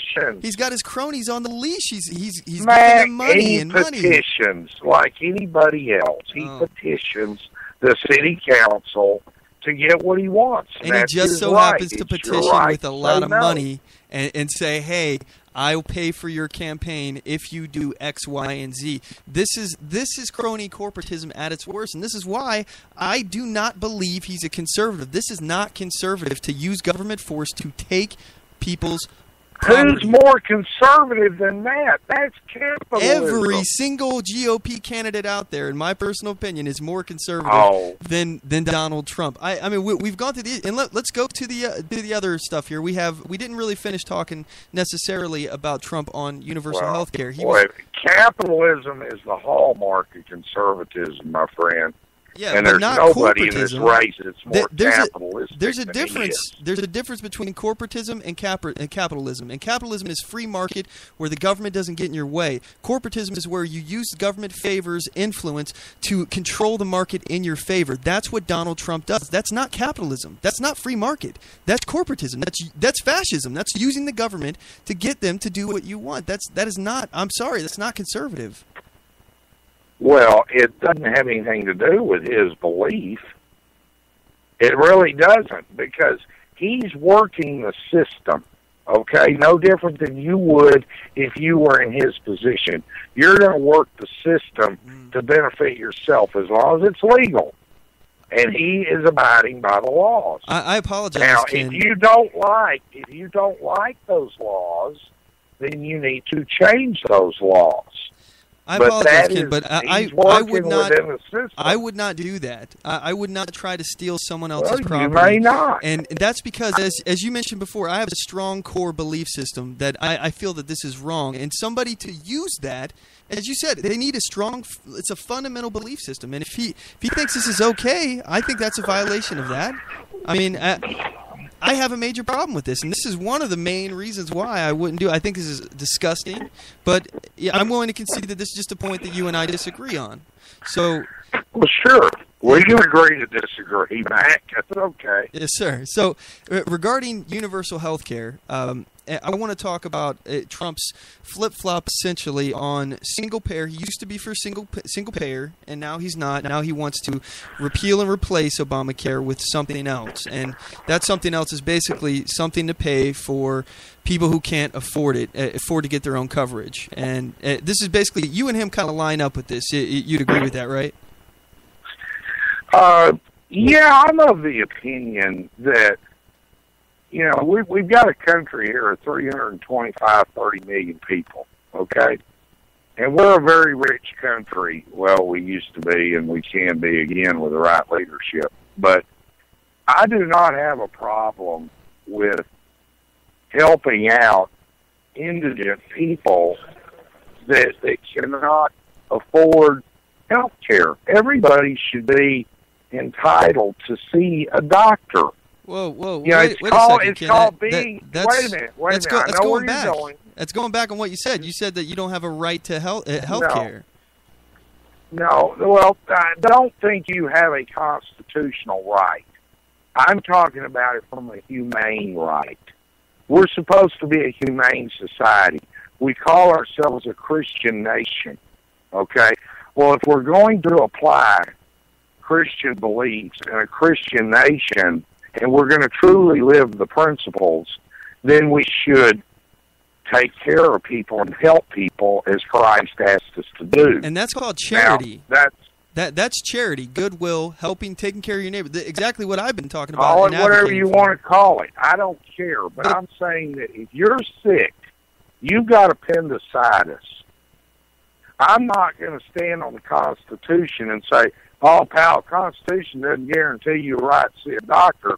You're laying there groveling in pain from appendicitis.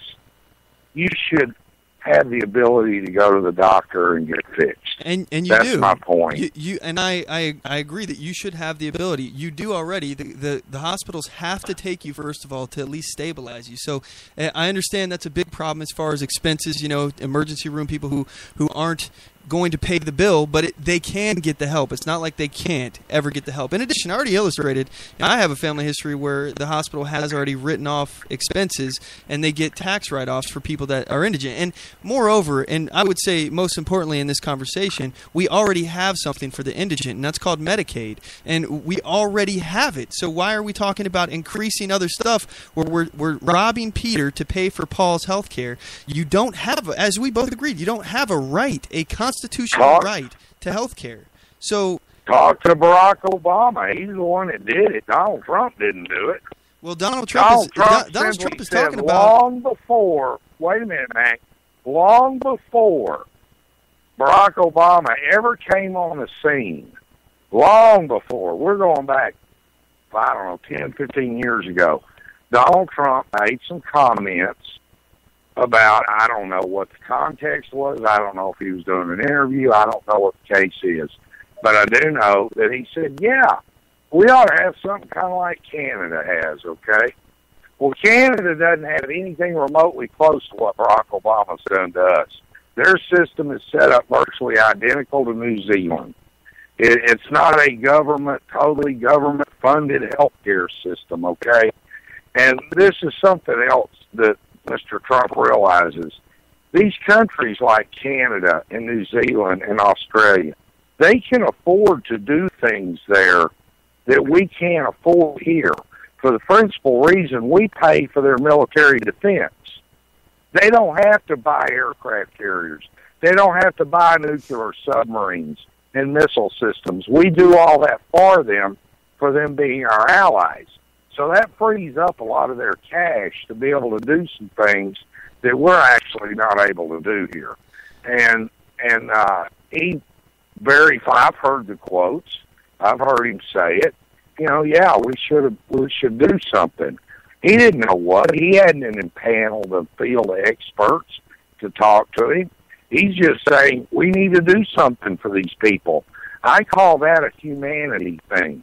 He's trying to be humane. He's not trying to be a progressive. He's not trying to be a Pelosi liberal. There's no way. When you call the man progressive, there is no way he is a Pelosi and Hillary Clinton progressive or Barack Obama progressive. These people are Marxist. They're not progressive. They're Marxist.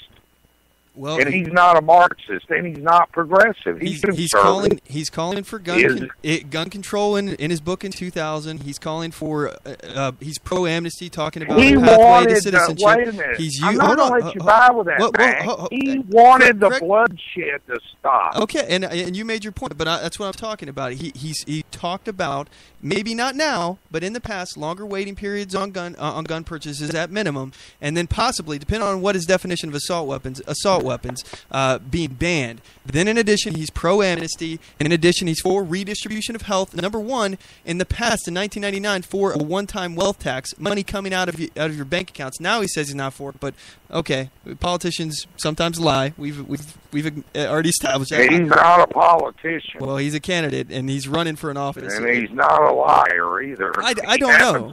I'm not calling him a liar. Getting him in a lot of trouble. I'm not calling him a liar. He's too honest. I'm just saying that sometimes people lie to get you to believe that they believe something else, so you'll vote for them. So all I'm saying, I don't know. I'm not calling him a liar.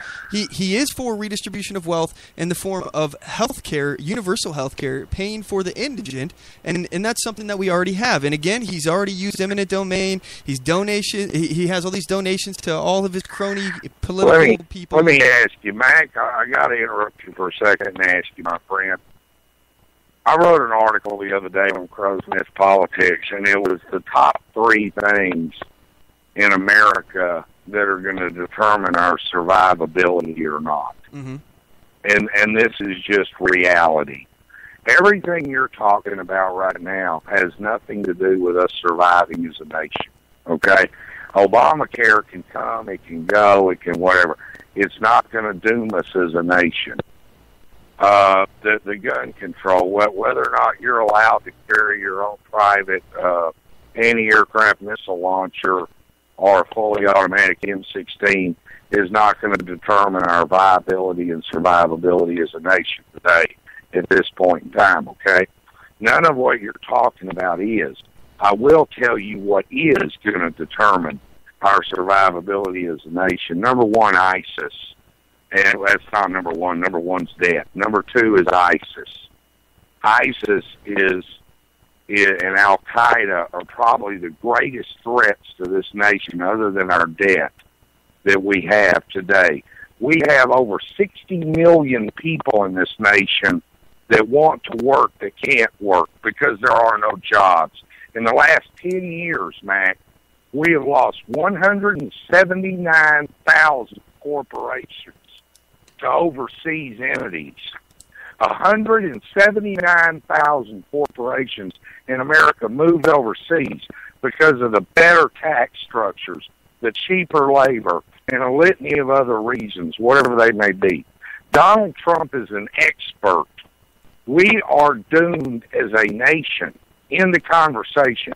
If we cannot stop this bleeding debt immediately, if we cannot begin bringing these corporations back immediately, if we cannot shut our borders down to stop the flow and the bleeding at the border, we're done. It's over. And this guy is by far, without question, the most qualified in this field lineup to deal with these issues. I love Ted Cruz. I think Ted Cruz is a wonderful man. I've met him. I've eaten breakfast with his family and his father. I know Raphael personally. One of the sweetest men you'd ever meet. You ought to do an interview with him one time. Shoot, I would love to. It's a fascinating interview. I'd love to. If you could help me out with that, I'd appreciate it. I'll give you his phone number, and I'll send you his phone number, and you can call him. Yes, very, very nice guy. So Ken, wonderful guy, but it's not Ted Cruz time this time. We are in too deep of trouble. This man is a junior senator, and his expertise level is in law and the Constitution, not what is going on globally today. Donald Trump is the most qualified. You want to talk about Huckabee? Huckabee's a moderate from Arkansas. I like Governor Huckabee. Nice guy. But he's not that conservative. He is on social issues, but he does not have the expertise to stop this bleeding that's fixing to literally cause this nation to implode. All right. Well, hey, Ken, sorry, we're up against the clock here. I want to keep going. I'm just we're about to get cut off here by the machine. So. That's fine. But I want to give you an opportunity here. And first, I just want to say thank you for coming on the show. You know, it does take a lot of guts to come on to a show knowing that somebody is going to oppose you. You know, I agree to disagree on a lot of these things. Some of these we agree on, some we disagree on. I personally don't think that Trump is the best man for the job. You do. We disagree, but I respect you, and I really respect the fact that you came on the show, and you're welcome back anytime. And I respect your patriotism, and thank you for doing what you do. We need 1,000 more like you out there. Matter of fact, if I can get you Megyn Kelly's job, will you take it? If you could give me Megyn Kelly's job, I would take it, no problem. Yeah, that'd be fun. But, okay. Well, I really do appreciate you, sir. Having me. Can you give our listeners all your social media, stuff like that, so they can check out your stuff? Absolutely. It's Crow's Nest Politics. Crows, no E. It's like a bird. crowsnestpolitics.com. citizensfortrump.com. And I'm on Twitter at KWRCrow. All righty. Well, come thanks see me. I'm around. Yes, sir. Well, thanks again for coming on, and you're welcome back anytime. Definitely don't be a stranger, all right? Thank you, Mac. It's an honor, and you call me anytime, my friend. I appreciate it. Yes, sir. Thank you. You take care. All right. Bye-bye then. Bye-bye. All right, guys. Well, that was a lot of fun. I got to say, I really enjoyed talking to him. You know, we disagree. Things got heated at little times, but it's all respectful. You know, we can have conversations. You know, we don't have to yell at each other. It's fun. I had a lot of fun with that, and I just want to say again, big shout out to Ken Crow for joining us. He knew full well that I was going to disagree with him, and he had a lot of courage coming on here and talking to me about it. And I had a lot of fun. Like I said, a big blast. I want to also say thanks to D.S. Edwards for giving us a call, joining us on the program today. I want to shout out to the Mac Pack. Thank you so much for joining us. This was a fun episode for me. I hope you guys enjoyed it. Let me know what you think. You can message us on Facebook.com/OnTheMoveShow. Or get us on Twitter at OnTheMoveShow. And again, thanks so much, MacPack. You guys are the tip of the spear. You support us week after week, and I just want to say we really do appreciate it. Don't forget to tune in next week. We broadcast every Sunday at 5 p.m. Pacific Standard Time. It's 8 p.m. Eastern Standard Time. And also, shout out to the405media.com for simulcast in our first hour. Don't forget to check us out on our website, OnTheMoveShow.com. Follow us on Spreaker.com/OnTheMoveShow. Like us on Facebook.com/OnTheMoveShow. Follow us on Twitter.com/OnTheMoveShow. And subscribe to us on YouTube.com/OnTheMoveShow. And as always, know your rights, assert your rights, and get on the move.